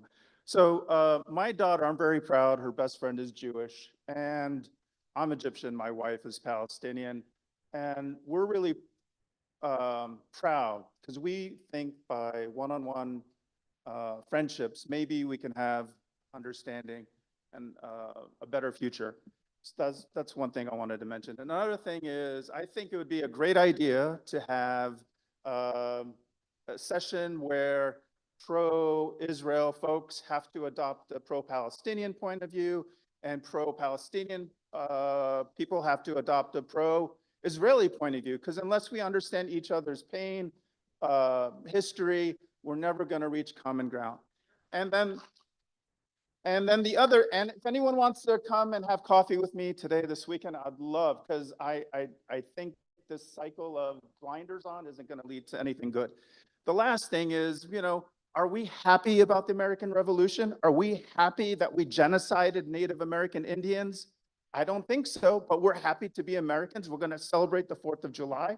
Would we blame Native American Indians if they're happy that their ancestors fought back to keep their land and not be driven off their farms? Please. I don't think so. So just Please because direct your- someone's happy doesn't mean they agree with everything that happened. The last thing I want to say is I accepted Islam in college. And one of the beautiful things I accepted, that I found in Islam, is that our prophet said, do not kill any non-combatants.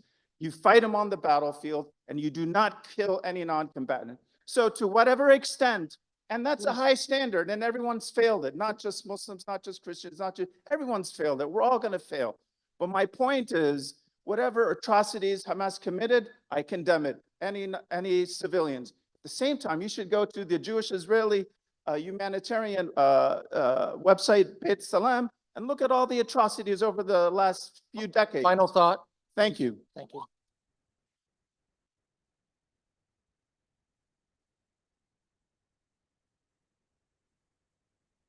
So board, do we still have another 20 some comments? Can we continue? Might as well, I think. One more? Okay. One, I move that we continue, yes. okay. We're gonna take.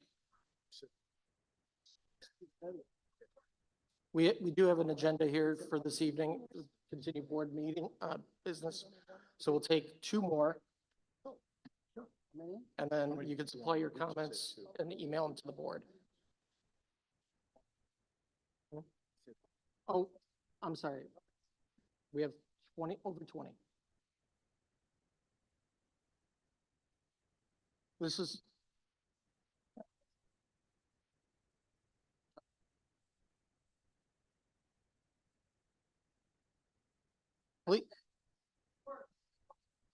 Please, all right. We will continue. Please, we will continue. We will continue and do this check at another 10 minutes with comments, but please direct them towards the board, not the audience. These are comments for the board, so the board may do its business. All right, I believe we left off with Elena Kardash at North Avenue.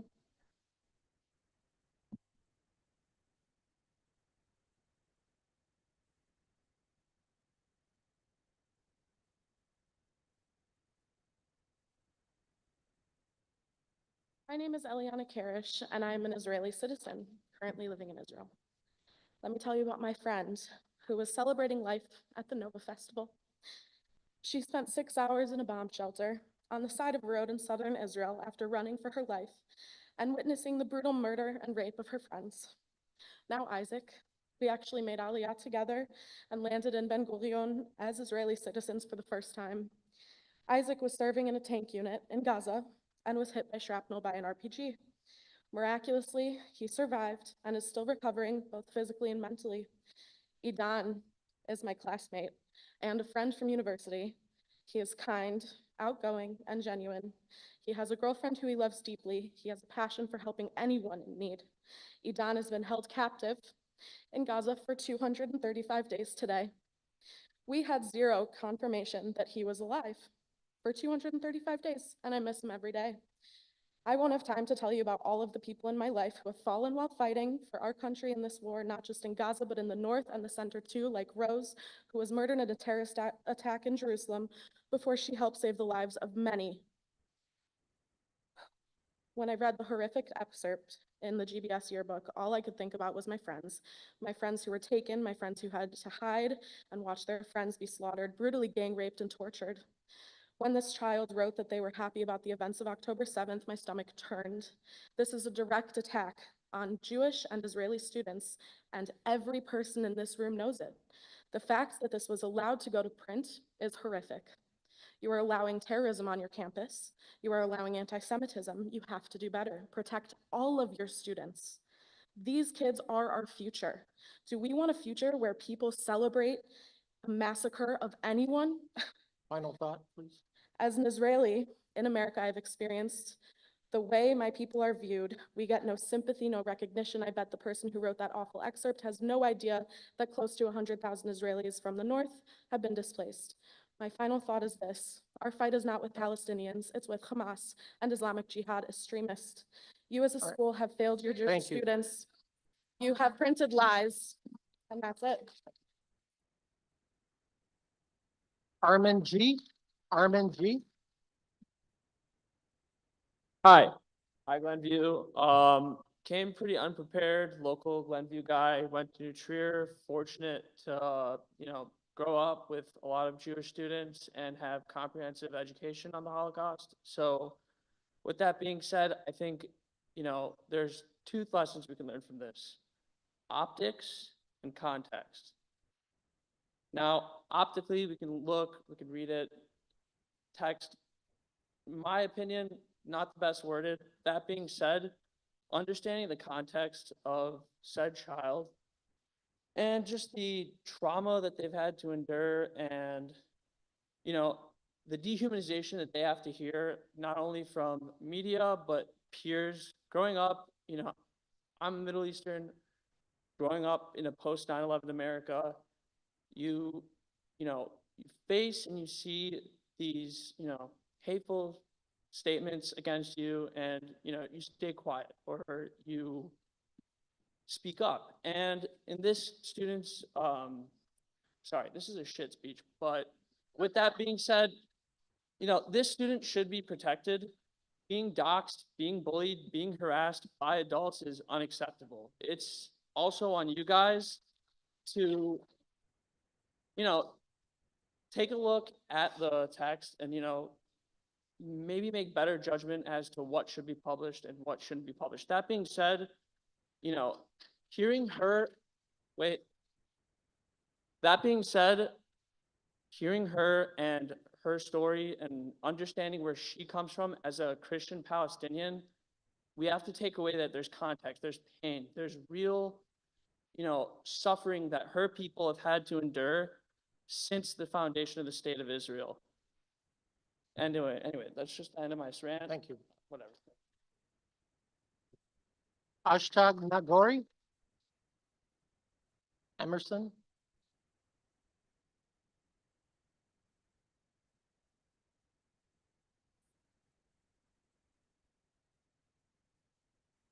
Remind you that all comments are made to the board, not to the audience. I'm here today, Bismillah ar-Rahman ar-Rahim, in the name of Allah, the most gracious, the most merciful.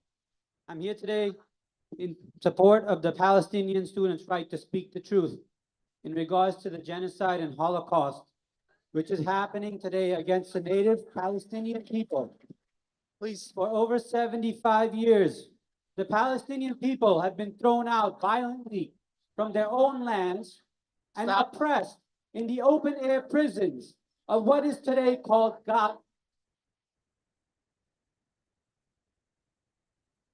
Sir. Sir. Sir.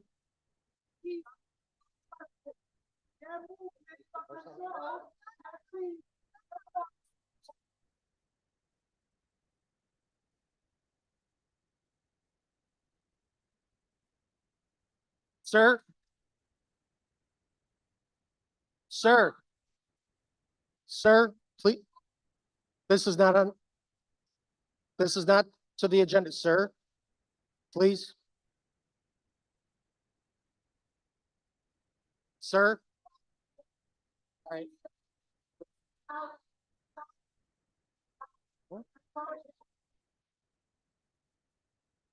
Sir, I ask you once again, sir, this is not a political forum. Sir, this is not a political forum. Sir. Sir. Sir. This is.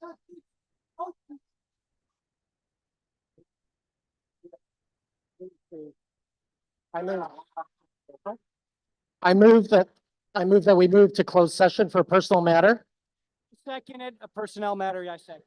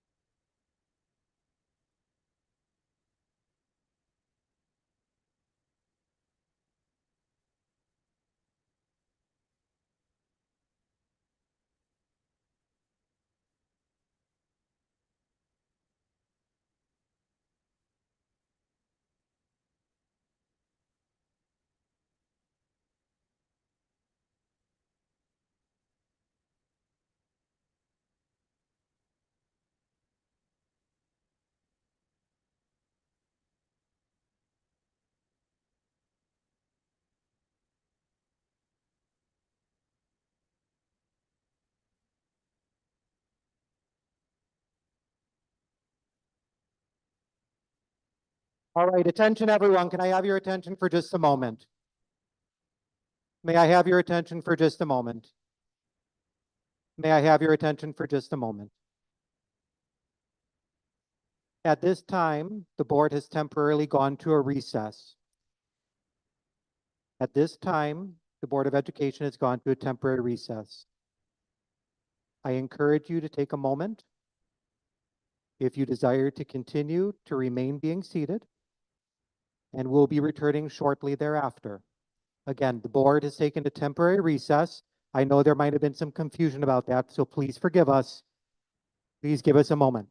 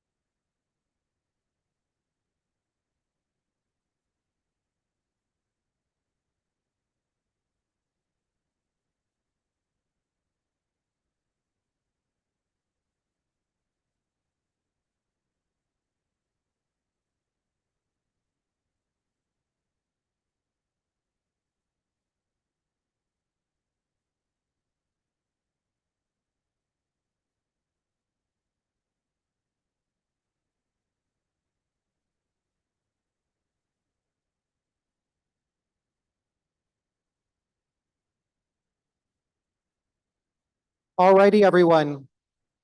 Alrighty, everyone. If I can have your attention for just a second. If I can have your attention for just a second. If I can have your attention for just a second. Thank you so much. At this time, I'm going to ask everyone to take your seat if you plan to remain. And the board intends to resume their meeting. Again, I'm going to ask everyone to take their seat. And once everyone has had an opportunity to take their seat, we'll resume.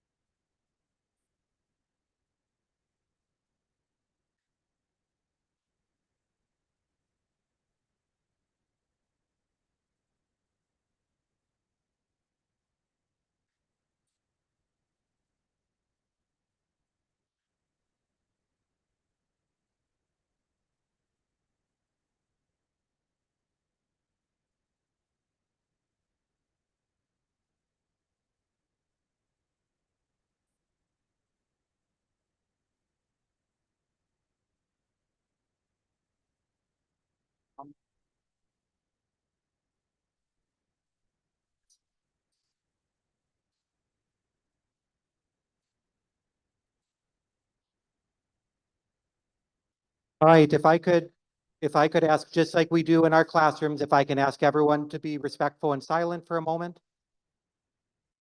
Again, in just a moment, the board will resume the meeting. Prior to resuming the meeting, our board vice president, Mr. Glowacki, will make a few comments. Please, as the board enters, please give them the grace and understanding to share information, and the intent is to resume with public comment. Thank you so much for your grace.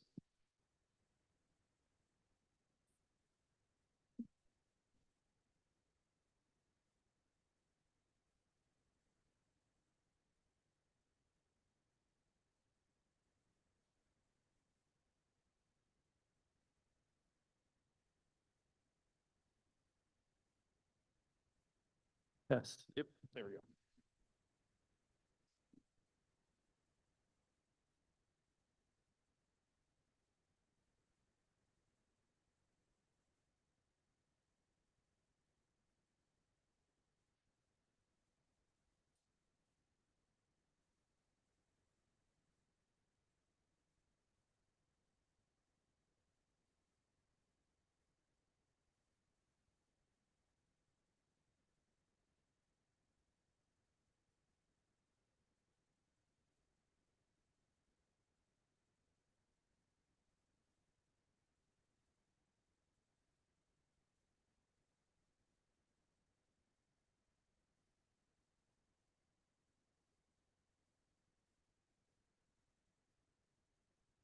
Testing 1, 2, thank you. We will continue with public comments, but I want to remind everyone that this is not a political forum. All comments should be directed towards the board, and they should be regarding the issue at hand, school business. No.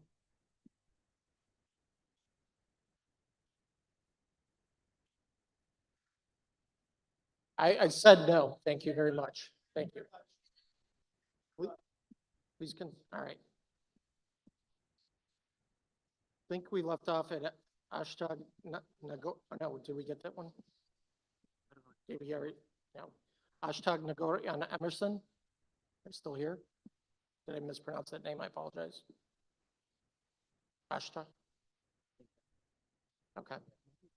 Karen Fligler on Fieldwood.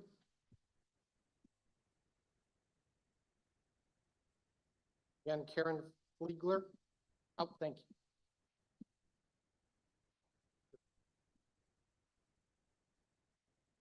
you. Hi, thank you.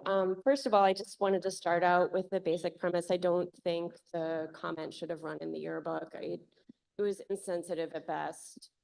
You can interpret it as hate. Obviously, there's different intentions. It just shouldn't have run. I did want to make comment, though. I couldn't sleep over the weekend when I saw people going right to extremes. And we're seeing that again tonight. on all sides, which it breaks my heart that there's sides to any of this. There's so much emotion and pain right now. People are dying. People are being found dead in Gaza. People are being killed. And we're all sitting here screaming at each other. And I just ask of all of you as a board to slow down and take a breath. Don't let this community and all of this emotion, which is righteous emotion, make you take extreme steps. What we should be learning from what's happening right now in Israel and Gaza is that extremism is not the way. It will not get us peace. My mom was born in a displaced persons camp. She was 3 years old when she moved to this country. Her older sister was killed when she was 4 years old, my aunt. So I know very well what hate can do.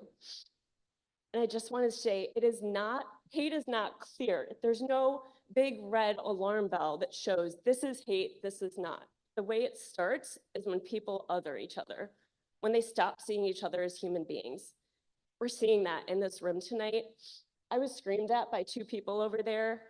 Everyone around me sat and watched it happen. And I hadn't said a word. I hadn't said anything other than please don't yell at him. They don't know my views. They don't know anything about me. Everyone watched it happen. This is how hate grows. So I'm just asking you to please slow down or take a breath. Thank you. Jay Silver. Jay Silver. And then we have Cheyenne Andrews on deck. Shayna, I'm sorry. Hello, my name is Jay Silver. I'm a District 225 parent and a proud Jew. And what I'm going to talk about today is the moral bankruptcy, unfortunately, and I'm sad to say, of this institution and its leadership. We've heard a number of instances of anti-Semitism that go beyond what we saw in the Etruscan.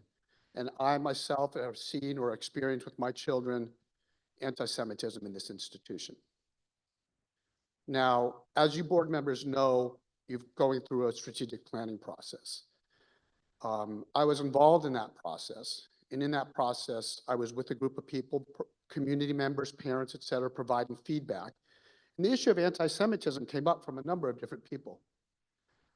I'm sad to say that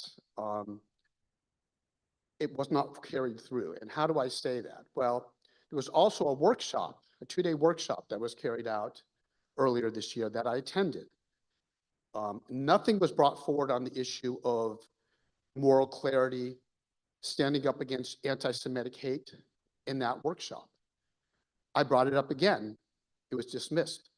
And I will tell you, for portions of that workshop, Dr. Johns was in the room. Now, this is a bigger issue than just the Etruscan.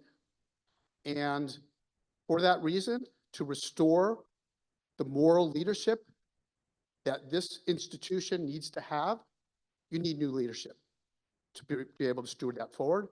And I do call for the board to fire Dr. Johns. Ms. Andrews. Again, a reminder, this is not a political forum. Please direct comments towards us and regarding the yearbook or school business. Good evening, board members. My name is Shayna Andrews, and I'm a District 225 alumni. I graduated from Glenbrook North just last year. As a former student in the district, I saw how Glenbrook 225 prides themselves on fostering a community where all students, teachers, and faculty feel safe and comfortable in the schools. However, this is no longer the case. By allowing this statement in the yearbook to be posted, which promotes violence and anti-Semitism, does the complete opposite. The student stated she was happy the morning of October 7th, the morning where men, women, and children were raped, beheaded, slaughtered, and kidnapped. This is a failure on the educators of District 225. I am ashamed to be an alumni of this district. I am ashamed that educators of 225 are not teaching their students that rape and murder of innocent people because of their religion is wrong. My brother, who is also an alumni of GBN, had a Hebrew teacher that had 2 direct family members that were hostages. You have a Jewish faculty member that has family in the hospital from injuries in Gaza due to the Hamas terrorists. How insensitive can you be? Let me just correct the statement in the yearbook. Hamas is not a militant group. They are a terrorist group. A terrorist group that does not, that this district allows a student to publicly support. The statement directly goes against the student handbook. Where are the consequences? Action must be taken. While I appreciate the apology at the beginning of this meeting, this district needs to publicly apologize and also use this time to educate their students and staff. Where are the adults in the classroom? There weren't even adults in this room. What happened on October 7th should not make any human happy, and we should teach that. We should teach that to our students. Thank you for your time. I'm Yisrael Chai. Mr. Stephen Andrews, please stop. This is not a political forum. Please stop. Thank you. Please. Can I start or do I have to wait until they stop speaking? You may begin. Thank you. My name is Steve Andrews. I'm a parent in District 225 and a proud Jew. Many Jews in this community have been scared to show they're Jewish in this community, as a former student stated previously. I want to start out by letting you know that I am disappointed in your failure to educate GBS students on inclusivity. You allowed a student to express hate in your yearbook. Do you think it's okay for one of your students to express that she is happy that thousands of people, including women, children, students, and babies, were raped, kidnapped, and killed by a terrorist organization? In your Glenbrook High School Parent and Student Handbook, section 1.32.7 states, no activity involving statements grossly offensive to the reasonable sensibilities of any racial, religious, or ethnic group or any members thereof shall be deemed protected activity. We are against hate speech for any group here. What you have done is promote hate and anti-Semitism among this community. On October 7th, the amount of Jews murdered was only second to the Holocaust. Let me repeat that. On October 7th, the amount of Jews murdered was only second to the Holocaust. Would have been okay for a GBS student to state she was happy about the Holocaust. Maybe you can now see the impact of this hate speech on one of your students that has been left in tears this evening with this hate speech. I encourage you to look at your policies, understand, as somebody said, you are taking the place of somebody's parent when you have their student at your school. It is not okay what has been done in District 225. I'm Yisrael Chai.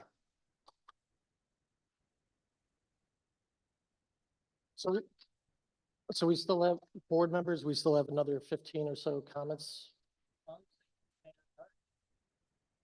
So again, please keep it to the business of the board, which is the yearbook and other school business. All right, we have Jeremy Schechter on Lunt.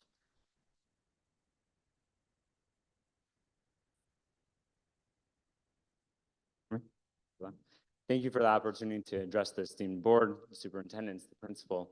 My name is Rabbi Jeremy Schechter, and I have the privilege of being the director of JSU in the larger Chicago area, and have been privileged to partner with the school and the district within the school and in helping run the JSU club in the Jewish Student Union in the school. As a representative of the students, the Jewish students, and any other student that attends our JSU club, I don't think it necessarily matters what's going on in the world. Obviously, this has been a difficult year for most of us. But I think to every action, there's a reaction. And when seeing the post in the yearbook itself forwarded to me by a few of our students, I was obviously very disappointed and pained. But I think we need to think about and consider the impact of the actions of the article in the yearbook itself, and what will happen as a result of such postings. This year, as I mentioned, has been difficult for a lot of our students, and people find it difficult to walk through the halls and stand for who they are. People feel ashamed to wear their Jewish star necklaces or wear their yarmulke, like was mentioned before. I think now we have a really big opportunity to come together to promote an environment that helps students feel safe and be safe. And I think JSU has been that and will continue to be that for our students. And I hope that the board takes this ideal seriously to create an environment and to foster a sense of safety, sense of community where everyone can come together as opposed to being divided from each other, no matter our backgrounds. So I thank you again, and I know that the board will make the correct decision moving forward. Thank you. Mr. Glenn Farkas and then Ms. Lisa Kane. Glenn Farkas, Glenview. For everyone here who is shocked at how these offensive comments wound up in the school yearbook, let me try to explain, provide a little context. As a parent homeowner for 20 plus years in Glenview, who's confronted this very board and administration on multiple occasions over the last several years, this newest controversy doesn't surprise me at all. Why? Because of an intractable disease called groupthink. When 99% of the board, the administration, and staff share the same viewpoints, there's no filter, no checks and balances. Does anyone here believe that staff yearbook advisor Brenda Field didn't review and approve the comments? I'm betting that multiple staff members reviewed them as well and gave their groupthink stamp of approval too, which is why many of us have little faith in your investigation, and so FOIAs will be forthcoming. I guarantee everybody in this room that the members of this board, maybe the superintendent, most likely Principal George's, her administrators, and a majority of the staff still do not see anything wrong with the anti-Semitic and evil comments. They're perfectly okay with them being allowed in the yearbook. You know what they're really upset about? They're upset about all of us being here and bringing it into the public's attention. When this issue first came to light, Principal Barbara George responded to a parent's email complaint by saying, "Thank you for reaching out. I will forward your comments to the students who wrote and published the yearbook. Please let me know if there are any questions I can answer for you about this student publication." Could the apathy in her response be any clearer? Barbara didn't care about the yearbook comments, and she certainly didn't want to deal with the issue. She washed her hands of it as quickly as possible. In her mind, the discussion about the murders of over 1,000 Jews, many women and children, was best left to be handled by a few teenagers on the yearbook staff. It was a serious lapse of judgment. Integrity and leadership are paramount for any successful organization. We need to see much more of it in District 225. Thank you. Ms. Lisa Kane. And then John Goodman.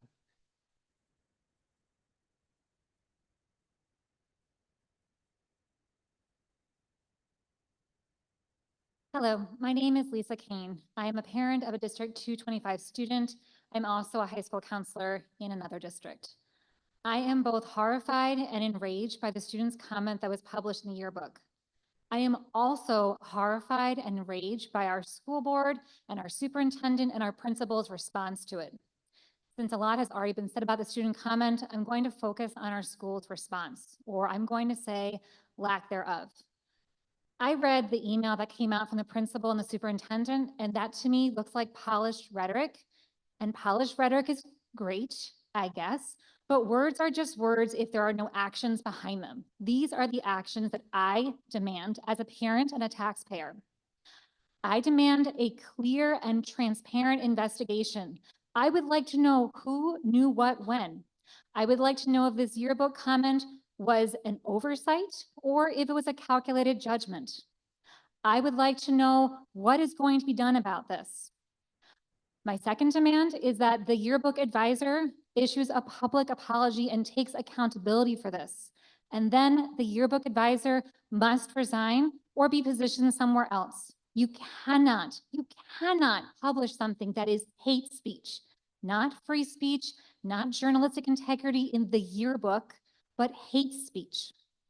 Thirdly, we need to see full education campaign for our students, our staff, and our faculty on the Israeli-Palestinian conflict, on anti-Semitism and discrimination. If staff members don't know what this stuff is, then they need to be educated so that when they see it, they recognize it and they respond appropriately. And finally, this yearbook must be recalled and reprinted at the school's expense. We have a ton of money in this district. We have a whole pile of pools.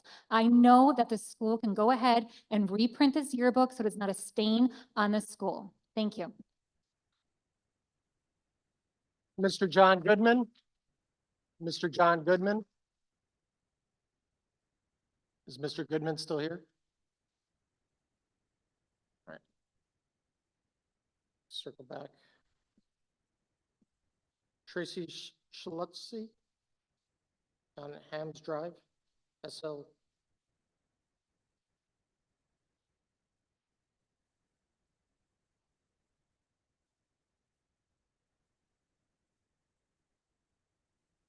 Okay. Thank you, board members, for hearing us and for extending the time today. I too want to echo what so many people have said tonight, that I am disgusted. I am horrified at the lack of action and responsibility and promises by the adults in the room. This is not about the student. Yes, she needs to be educated, and yes, she is entitled to her point of view. However, and I don't care whether or not it was an oversight by the yearbook faculty person or not. The fact is that she is responsible for every word in that yearbook, and she should be held accountable. I also want to say that this goes against your own code of conduct that so many people have brought up. 1.32, that person with the nice sign. This goes against your own code of conduct. And free speech does not come without responsibility. Nobody in this country that values, we all value freedom and free speech, nobody gets to cross the line beyond free speech into hate speech, libel, slander. That's the other state law that you all have been hiding behind, that, oh, you can't interfere with student journalists. There is an exception to that. And you who are appointed to uphold these rules need to have a set of rules that are enforceable. And I agree that the Brenda Field should no longer be responsible for the yearbook at the very least. She needs to at least be dismissed of her responsibilities. Dr. George, Dr. Johns, your responses have been equally pitiful.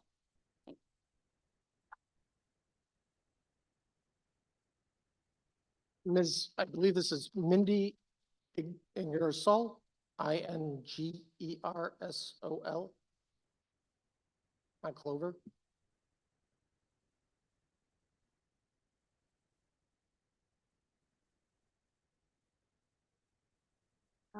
Thank you to the school board for hearing me tonight. I hesitated coming up as a staff member, but having not said something when someone said something to me in college, and I never said anything to them when an inappropriate comment was said to me, I don't want this to pass again. I'm really saddened by the situation. I'm saddened for our students, our Jewish students and our Muslim students, who have not just from this situation, but how they've been treated with conflict in the Middle East, here in the United States, how students are being treated. And I'm sorry, I'm not super prepared for this, but clearly this has disrupted our community. But I do want to say thank you to the school board for hearing everyone tonight. I think that speaks a lot. And I think that you heard tonight how our community felt unsafe and unsupported. And I hope that with the strategic plan moving forward, that we have goals in the district to enhance culture and climate. I really would encourage the board to continue having community members to give input on the action plan, please, as you continue that process. Thank you. Howard Haran on Cottonwood. I think it's Haran. H-E and then maybe a V.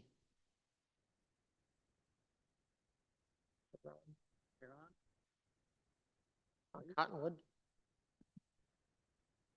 Okay, all right, I'll circle back to John Goodman. Is John Goodman back in the room?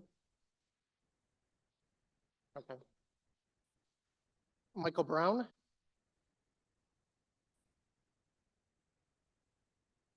Michael Brown.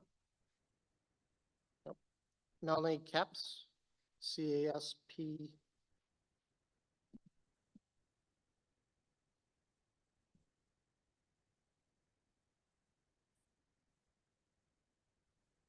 Thank you. My name is Melanie Caspi. I'm actually an alumni of the Glenbrook schools. We live in Deerfield.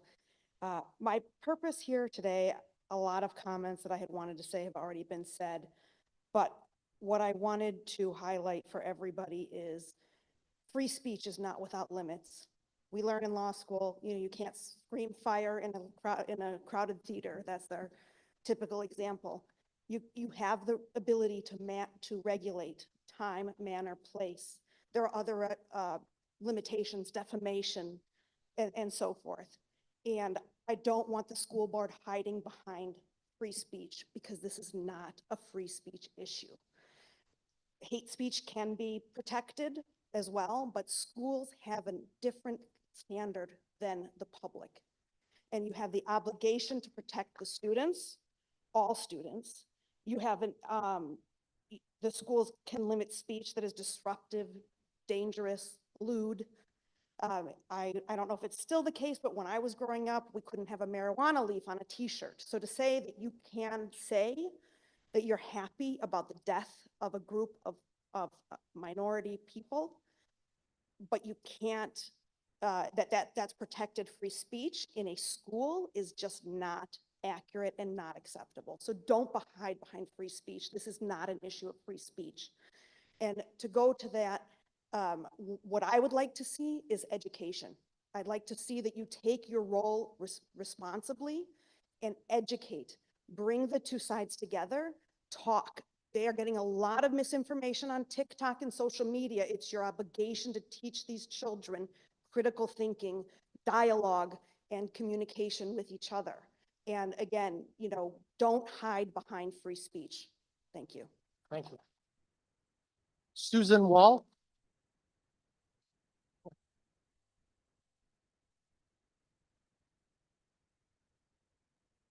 Yes, go ahead. Okay. My name is Shelley Schacht, and I am the Academic Resource Center Supervisor at Glenbrook North. I'm also on the Yom HaShoah Committee. So I have to say that I was completely shocked to see what was in the yearbook. Why is anything political in a yearbook? It is supposed to be a joyful celebration of a special time in kids' lives. Nothing political should be in a yearbook ever. You violated Title VI, civil rights. You violated your handbook. You violated DEI. DEI had better be for everyone, not just for some people. Also, this district has off on Jewish holidays. Why is that? I think you have to close a school when 12% or more of students are going to be absent. So if I had to guess, I'm going to say maybe 20 to 30% of the students in this district are Jewish. What were you thinking publishing that offensive page? You've made me feel unsafe as a staff member. You've made students feel unsafe. And that's a big percentage of students for a minority of students. Do better.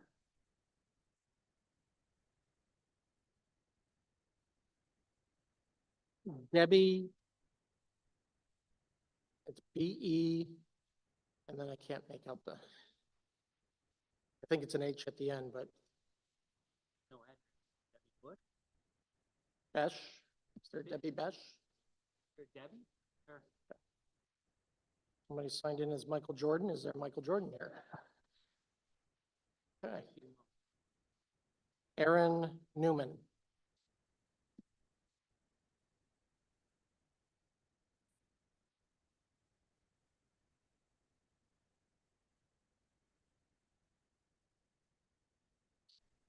Hi, I'm Erin Newman. I'm a parent here in GBS, but I'm going to cede my time to the former editors of the Etruscan.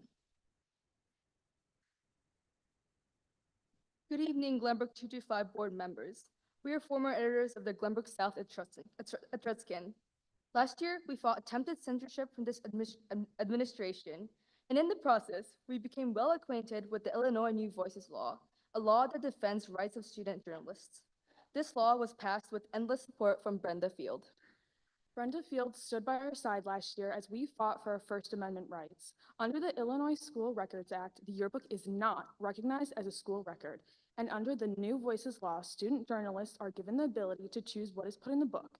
Not the advisor, not the administration, not the parents. The yearbook is journalism, and that is the same as Oracle.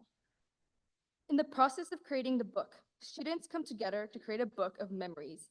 In any stories included, the Etruscan strives to share the transparent voices of the student body. According to the Supreme Court case Thinker v. Des Moines, students do not shed their free speech rights at school gate. Aligned with this goal, the book strives to quote all sides of the perspective in any story, just like the two quotes that were listed on this page. If you look at the book, there is a pro-Israel quote printed next to the right of the other quote. The yearbook does not only tell the story of the school, but also the story of the world we are growing up in. But if the community feels that this is an issue, then they should decide to teach their students differently, instead of standing behind screens, bullying minors and staff. The district preaches that they do not allow hate speech, yet they have let it flood their comments on their social media posts, most recently, a Facebook post celebrating prom. We believe that instead of firing your own staff, who you have pressured into getting an earlier delivery, we appreciate that you have students working throughout the year to give you a yearbook. The staff works to include each student in the book at least once, and they work to continue to show all sides of a story, something that they continue to do this year.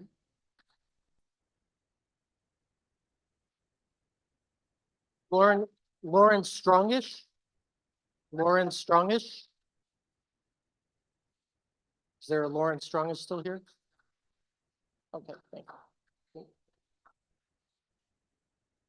Please. And then we have Jill Hi. Hartzman and Ahmed Nahel. I can't make Ahmed. Go ahead. Sorry. Lauren Strongen of Northbrook. My daughter is a junior at GBN. She also happens to be on the GBN yearbook staff. So I'm well aware of the processes by which yearbook photos and quotes get included into the yearbook. And when my daughter called me into her room on Wednesday, which was well before this was even fully publicized, to show me this excerpt from the GBS yearbook, she was shocked, as was I. And frankly, I was pretty horrified that this happened, given the process that I know by which her yearbook gets approved and printed. I know that she told me that her yearbook advisor actually said no to the name of a song that has questionable lyrics in it being printed in their yearbook. Not the actual lyrics, but the name of a song with questionable lyrics was not printed in their yearbook because the yearbook advisor had standards and ethics that she had to abide to make sure that the yearbook was a safe place and a place where everyone's viewpoints were respected. The process by which the Laconian yearbook gets printed is that the staff all contribute. They all review each other's as peers. They all review each other's excerpts and what they print and what they take photos of, as well as quotes. And then the yearbook section editor reviews it, and then the yearbook advisor reviews every single page. My point in telling you this is that the yearbook advisors should be held accountable for things that are considered hate speech and things where they're making other students feel unsafe. This isn't a matter of free speech. This is a matter of someone doing their job and taking accountability for their role as representing the school and representing the students of the yearbook. Thank you. Thank you. Jill Hartzman on Maple. Is Jill still here?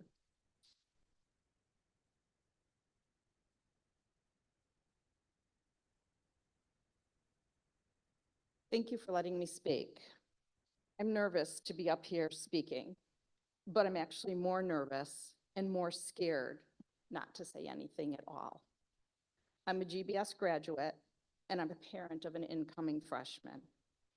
Like many others in this room, and maybe some of you, I'm shocked and disheartened by what was published in the yearbook. Students were made to feel unsafe by one of their fellow students sharing her opinions or her beliefs. And ironically, now that very student is feeling unsafe for sharing her opinion. There are many emotions in this room, and there are a lot of issues that still need to be addressed. The one answer we're all looking for: how was this statement allowed to be published in the yearbook? Which faculty member approved it? And what will be the disciplinary action? Because all actions need to have consequences. How do we prevent this from ever happening again? I thank you for your time and letting us all be part of this difficult situation. Thank you. All right, our final person, Ahmed, N-A, Ahmed. Oh, there was a couple names we called. Were you outside the room? Okay, we'll have you go right after me. Thank you. I'm speaking on behalf of my husband. My name's Feroza Islam, and I've been part of the North Shore community for many decades. And I, like others mentioned, am very sad to have to see what we just witnessed tonight. I think that I'm really the most upset about the fact that this child was bullied, and that as parents, instead of showing an example of being respectful and kind and showing grace, things that we expect of our own children, that we've exemplified the opposite. Having been raised here in this community as a Muslim American, I, like others have mentioned, fall in the category of being part of a community with diversity. I have people in my circle of life from both sides of this aisle, and it's part of who I am today. And I would have hoped that my kids, who got 3 at GBS this coming fall, would not have to see this kind of discourse, and yet it's a reality. It's a reality my parents faced 40 years ago, and it's kind of the same reality. That's really disheartening. So I echo a lot of the similar sentiments of the fact that this child who was quoted was probably misquoted, and her intent was not what it seems, which is often the case for adults, much less children alike. And I would hope that we could have some more peaceful resolution, and of course, accountability. And I'm happy that the district is doing that, and that's what I've heard, that they're being supportive, first and foremost, to keep this child safe. And it's really sad that that's what we're standing here talking about, but the safety of this 15-year-old at GBS, a school like GBS. So that's what I wanted to share. And I hope that people can leave on a more positive note. Thank you. Thank you. Marnie Barr.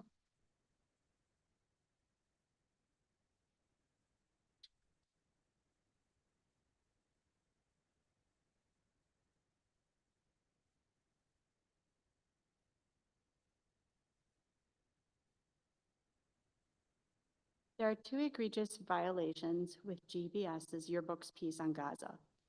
Let's start with the reporting of the story and journalistic integrity of the yearbook faculty advisor who did not abide by the speech rights of Student Journalists Act as cited by Superintendent Johns and Dr. Georges, by permitting libelous, slanderous, and obscene information, beginning with the reporting of the events of October 7th. First, the yearbook refers to Hamas as a Palestinian separatist militant group. This is untruthful. They are an internationally known terrorist organization that is the democratically elected government of Gaza since 2007. Secondly, Hamas's attack was described as numerous land invasions. This is a most innocuous and deceptive description of a land, sea, and air invasion. Please. Sorry, I lost my place. That resulted in the kidnapping, rape, and murder of over 1,000 innocent civilians.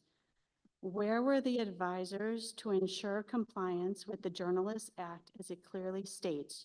Your advisor may give you feedback to meet journalism standards or question if something you've written is untruthful or may be controversial. I'd like to also address the most inflammatory, in my opinion, and antagonistic part of this post, the child's opinion.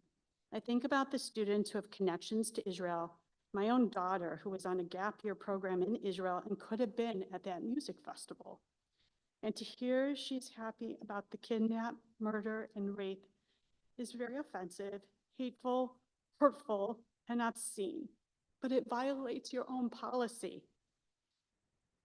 No activity, this is from your book, involving statements grossly offensive to the reasonable sensibilities, any racial or ethnic group, or any members thereof shall be deemed protected activity. Either the code applies to everybody, or it shouldn't exist. The problem is And that the rule was final thought. not applied because it pertained to Jews. That's it. Thank you.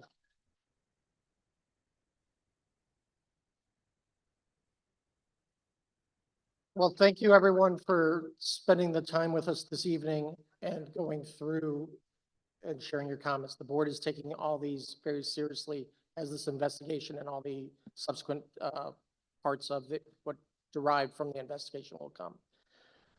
With that, we do need to move on to other board business that was on the agenda for this evening. So, Dr. Jones, okay, we can give everyone a minute.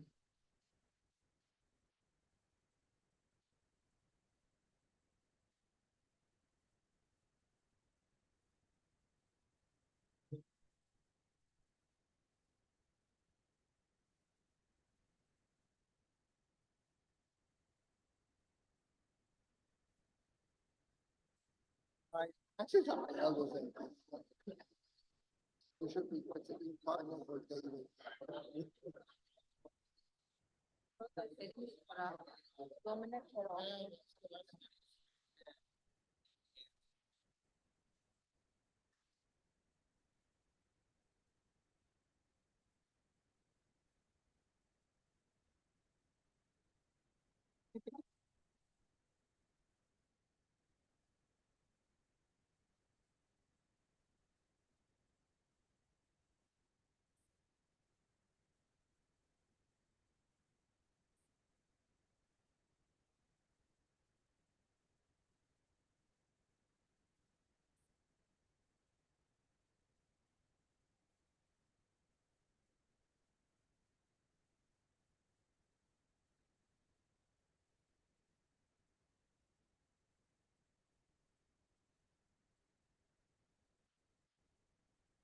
Dr. Johns?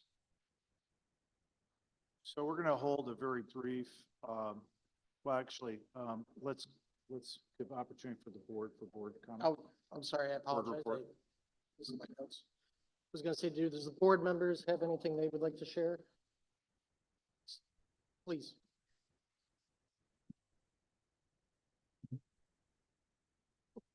For those of you who are still here, thank you to everyone who spoke tonight during the public comment period and to everyone who called, sent emails, or otherwise reached out to the district and the board in the past few days regarding the GBS yearbook.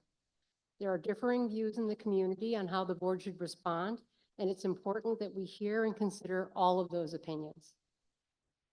In addition to the statement on behalf of the board, I want to say that I'm proud to live in and represent a diverse and tolerant community, and I am heartsick that this incident has caused some to doubt that the district stands for these values. I respect the First Amendment and the statutory rights of student journalists. I also have a responsibility to protect the safety and well-being of students, faculty, and staff. As a result of the inclusion of this statement in this form, there are students, families, and community members who feel profound hurt and there are students and staff who've been targets of harassment and vilification. I deeply regret that our community has suffered these wounds. Our task now is to determine what actions we can take to address these injuries while also respecting the rights of all involved. I believe that crafting this response is the most urgent business of this board, and I will do everything in my power to expedite a responsible investigation, transparent reporting of the results to the community, and prompt action by the board to address and, as much as possible, remedy the issues revealed. I also have a board report on another topic. I want to take a moment to recognize and honor the 2024 graduates of the Glenbrook Off-Campus program. I had the pleasure of attending the off-campus commencement ceremony last week. I could not have been more impressed by the students who shared their stories with authenticity, humor, and the wisdom that comes from meeting and surmounting daunting personal challenges. The joy and pride of the graduates, their families, and the faculty and staff of Glenbrook Off-Campus were palpable, and I feel privileged to have been a witness to the culmination of their hard work and determination. Congratulations to them all. Thank you, Sandy. Any other board members have any comments to share? Just few comments. I echo my colleague comments. Try to be brief. I think we all are in agreement that where this was a mistake, the lack of oversight or a systemic failure needs to be investigated to the end. As somebody said, in a transparent way, so everybody can come to closure at least with this event, and we can move forward, hoping that this is not repeated within the same context.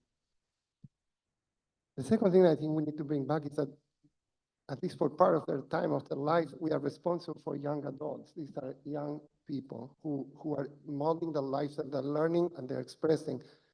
As many parents said, they make mistakes. We all make mistakes, but rightfully at that age, people make mistakes. What's our role in helping the people that make mistakes, and how create an environment where these people can learn from those mistakes and thrive?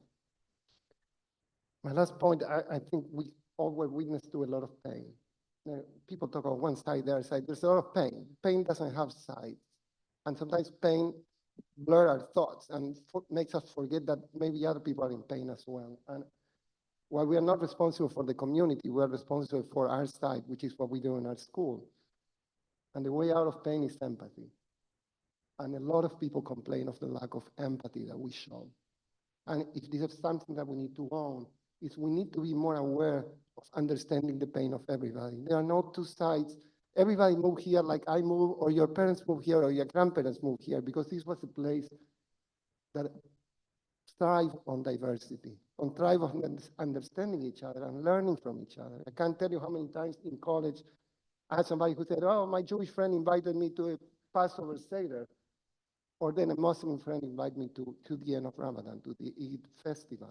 And everybody's happy about that.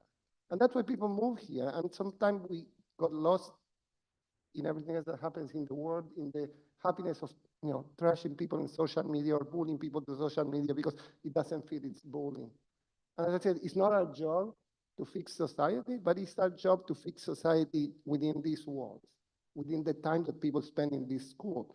So there's no way to hide.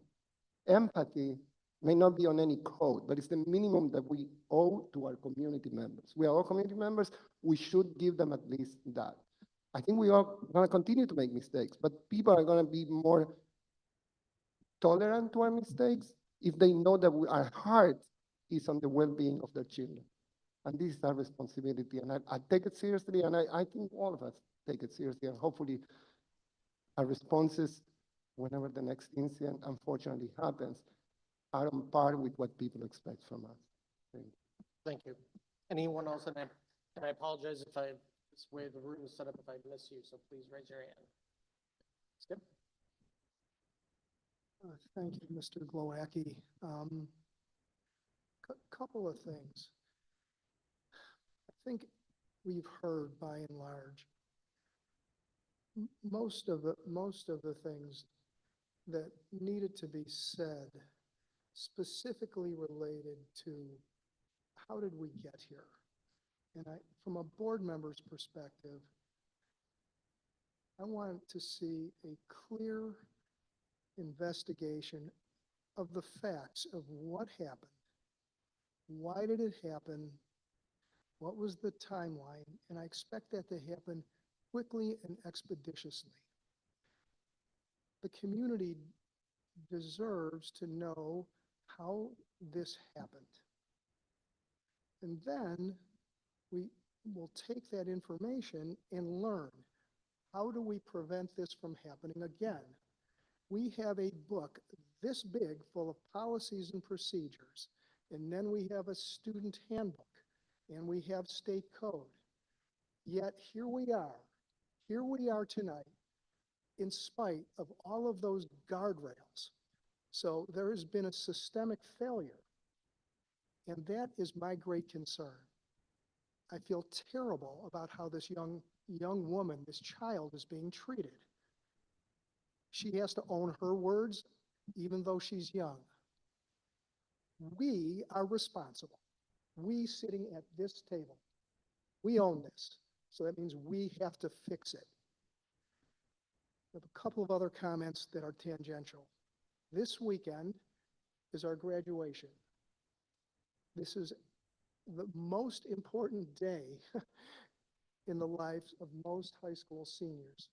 We need to leave space, as emotional as this is, to celebrate these kids. They came in with COVID. So think about this cohort of students. COVID, and now they're faced with this kind of unspeakable piece that is put on them. They didn't do this, yet they have to live with it. And we need to celebrate these kids and just give them all the love we can, so that their remembrance of high school can be the positive that it is for most students who go through our institution. And I'm looking forward to graduation. I know that that doesn't eliminate what happened here. It can't excuse it in any way. I'm just saying we need to celebrate this life event. And finally, something that struck me watching our community is how one group sat in one place and the other group sat over here. And I'm going to just go back in time a little bit, way back in time. In and about 1940 something, 2, 3, a young man whose name I carry, a Jewish man, joined the Air Force, the United States Air Force, to fight the Nazis and the Japanese. Why? Because they were cruel and hateful, horrible regimes bent on destroying people. He was lost in the Pacific. And as a result of that, my mother joined the Navy. One of 2 Jewish people on a base in Alabama. I don't have to go too far to explain to you what that must have been like for her. But she felt that this country and what its ideals were so important that she was willing to serve and knew what she was in for. One of 2 on an entire naval base in Alabama. They went out in hot air balloons looking for Nazi submarines. Of course, in her day, the women didn't go out. They probably served lunch. Who the hell knows what they did? They never talked about it. Their generation didn't talk about this stuff. They just did it. And why? She wanted this country to reflect its true ideals, to reflect its constitution. And when I think about what she did and what she believed in, and then we're faced with what we see here tonight, I realize we still have a long way to go. I think we've come a long way, but we've got to do better. We just have to do better. And that's it. Thank you. Mr. Chung. Anyone else? Yes, please. Well, I thank everybody who came and gave their comments and those who still stayed. I think we can learn a lot from each other. And I think, while Skip, you're right, it was interesting how the communities separated a little bit. I also noticed that there were voices on either side that were very close to each other on what they wanted. And I think we can build on that. I think most people agree that you shouldn't feel unsafe in the school. And I think that's, if you're Jewish or if you're Muslim, you know, the story with the child at Atia without being able to wear the yarmulke was upsetting. I mean, you know, we've all had kids who've gotten bullied for one thing or another. My son was at a hockey camp for a week, and he comes back missing a shoe. They played soccer every day, and none of the coaches noticed that one kid took his shoe away, and he played soccer with one shoe. And you're like, well, who's bullying my 7-year-old? You know, it's upsetting as a parent. And hearing those stories, I don't care who you are. If your 7-year-old's getting bullied or 10-year-old, you're upset. Life is messy, and the world is messy, and we reflect that as a community. I think first and foremost, we got to keep everyone safe, not just the students, but our staff. I think it's unacceptable to threaten anybody, ever. And I think that's something that I kind of wish everybody was here to hear me say. It's unacceptable to threaten any member of our community, bar none, either side. And I think most people out there would have agreed with that statement in general. Whether they're a staff member or a child, just don't go around threatening people. And I do think we do need to investigate this. I think it's an opportunity, as they say. Every time there's a problem, there's an opportunity to get better. And let's just get better from this. You know, you can't rewrite, you can't go back in time. You can only go forward. This is our opportunity to see what we can do better. Thank you. Thank you. Any other comments? So I just want to, I guess, dot the I on what was said here. I think one thing that many of my colleagues have shared already, but is children come first. And that's why we're here. And this is unfortunate that this is what brought us here today, but we need to think of them, especially with graduation on the eve, that they haven't get a chance to close this chapter of their lives and move on to the next chapter. And remember the colleagues and learning from this experience. So I don't have much to offer further than that, but we will be acting diligently, judiciously through this process investigation, being very forthcoming with the community to make sure that we share everything that comes through. So that is what I would like to see as well. With that, Dr. Johns, I'd like to move to item 4, board and superintendent reports. Thank you. We're going to forego building reports this evening, and my superintendent report was largely consistent with the wise voices at this table. Certainly the directive from the board for a expeditious, transparent, and thorough investigation was heard by me and the administration clearly. At the same time, as stated most recently by Mr.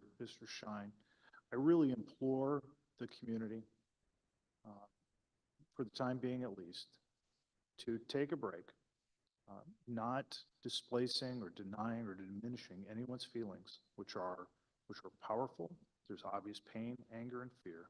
But I ask that we make space, as Mr. Shine said, to really recognize and celebrate our seniors. They deserve to be happy, to celebrate, and to take pride in being Titans. As Mr. Shine pointed out, these kids have been through a lot. Think about how they started at Glenbrook South.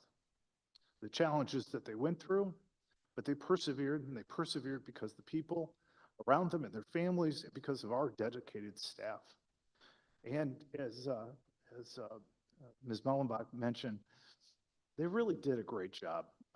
They resumed traditions from previous classes, they created new traditions, and they made us proud in countless ways. Please let them come together one final time as a united class, not divided or heartbroken, but jubilant in their shared accomplishments. There will be time ahead, and we will handle this expeditiously to handle the serious matters of last week. But for now, I implore this community to give our seniors and their families the recognition and joy that they have earned. Thank you, Mr. Klowacki. Thank you, Dr. Johns. All right, moving to number 5, approval of the consent agenda. Are there any changes, Dr. Johns? No, there are no changes. Thank you. Okay. I entertain a motion. So moved.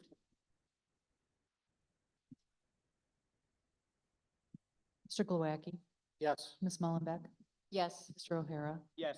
Ms. Segwin, Yes. Mr. Shine, Yes. Dr. Steinberg. Yes. 6 members voting aye. And moving to item 6.1, sorry, as I scroll up.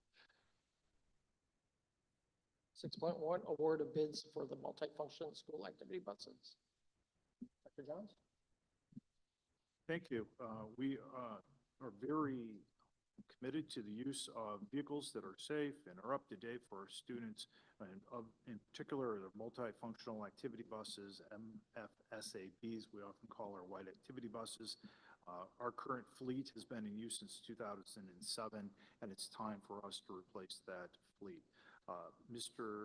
Dr. Gravel, would you work through any high points that you would like to address to the board? This is the first reading. We do not need a vote tonight. Certainly. The school district currently maintains a fleet of 9 of these affectionately known as white activity buses. They are driven by trained and qualified coaches, staff members, support staff members, and ultimately are utilized to provide more flexibility with travel arrangements, especially with our activities and our different athletic teams. Candidly, if you look from a financial perspective, at the cost of a trip that is from a contracted provider compared to the actual vehicle, it's a substantial savings. But more importantly, it provides the flexibility for start time and return times and things of that nature. The recommendation presented before you utilizes a state of Illinois purchasing contract, which is permissible under Illinois school code, so that the school district doesn't have to engage in its own public bidding process. So ISB, or the Illinois State Board of Education, takes care of that for us. And the recommendation before the board is to move forward. This would come back in theory on the next meeting's consent agenda to purchase 5 of these vehicles. There is a bit of an asterisk associated with this purchase, as there is a very long lead time. So we'll put our request in theory, in June, but we actually won't be able to take delivery of them probably until March or April of next year. So it's a pretty long time. One member had reached out and asked, how long is an average school bus utilized? And as Dr. Johns mentioned, our fleet is about 11 years old. If you compare that to our contract for contracted services with our providers, our expectation is that the average age of buses do not exceed 10 years. So we're a little in excess of that right now, but we did know this was forthcoming, similar to our driver education vehicles, and the expenditure has been built into this fiscal year's budget. So I'm more than happy to answer any questions from the board, if anyone has any. Thank you, RJ. Any questions from any board members? Sorry, I'm again trying to look down here, so please raise your hand if I can. So I think this will come back on consent on the next meeting and everything. If you have any subsequent questions, please send RJ and Dr. Johns a note, and we'll be happy to address that. Thank you for your time. All right, so this, I guess, concludes the open portion of our meeting, and we'd like to thank our fellow community members for sharing their thoughts this evening and feelings. I'm encouraged that as a group we can work together and heal quickly. Our next regular board meeting will be Monday, June 10th at 7 p.m. If there are any special meetings sooner, we will of course put proper notice. As a quick reminder, if the board members have suggestions for future topics to be discussed, please email Bruce, myself, and Dr. Johns. We'll add that to the agenda. We do have a matter to discuss in closed session tonight. It is to consider the appointment, employment, compensation, discipline, performance, or dismissal of specific employees of the public body or legal counsel for the public body, including hearing testimony on a complaint lodged against an employee of the public body or against legal counsel for the public body to determine its validity, security procedures, and use of personnel and equipment to respond to an actual, a threatened, or reasonably potential danger to the safety of employees, students, staff, and the public or public property, and litigation when and against action against, affecting, or on behalf of the particular public body that has been filed and is pending before a court or administrative tribunal, or when the public body finds that an action is probable or imminent, in which case the basis for the finding shall be recorded and entered into the minutes of the closed meeting per section 2C1, 8, and 11 of the Open Meetings Act. I'll entertain a motion to move into closed. So moved. All those in favor? Aye. All right, about 10 minutes. And we'll be in this, and the meeting closed. Thank you everyone for attending.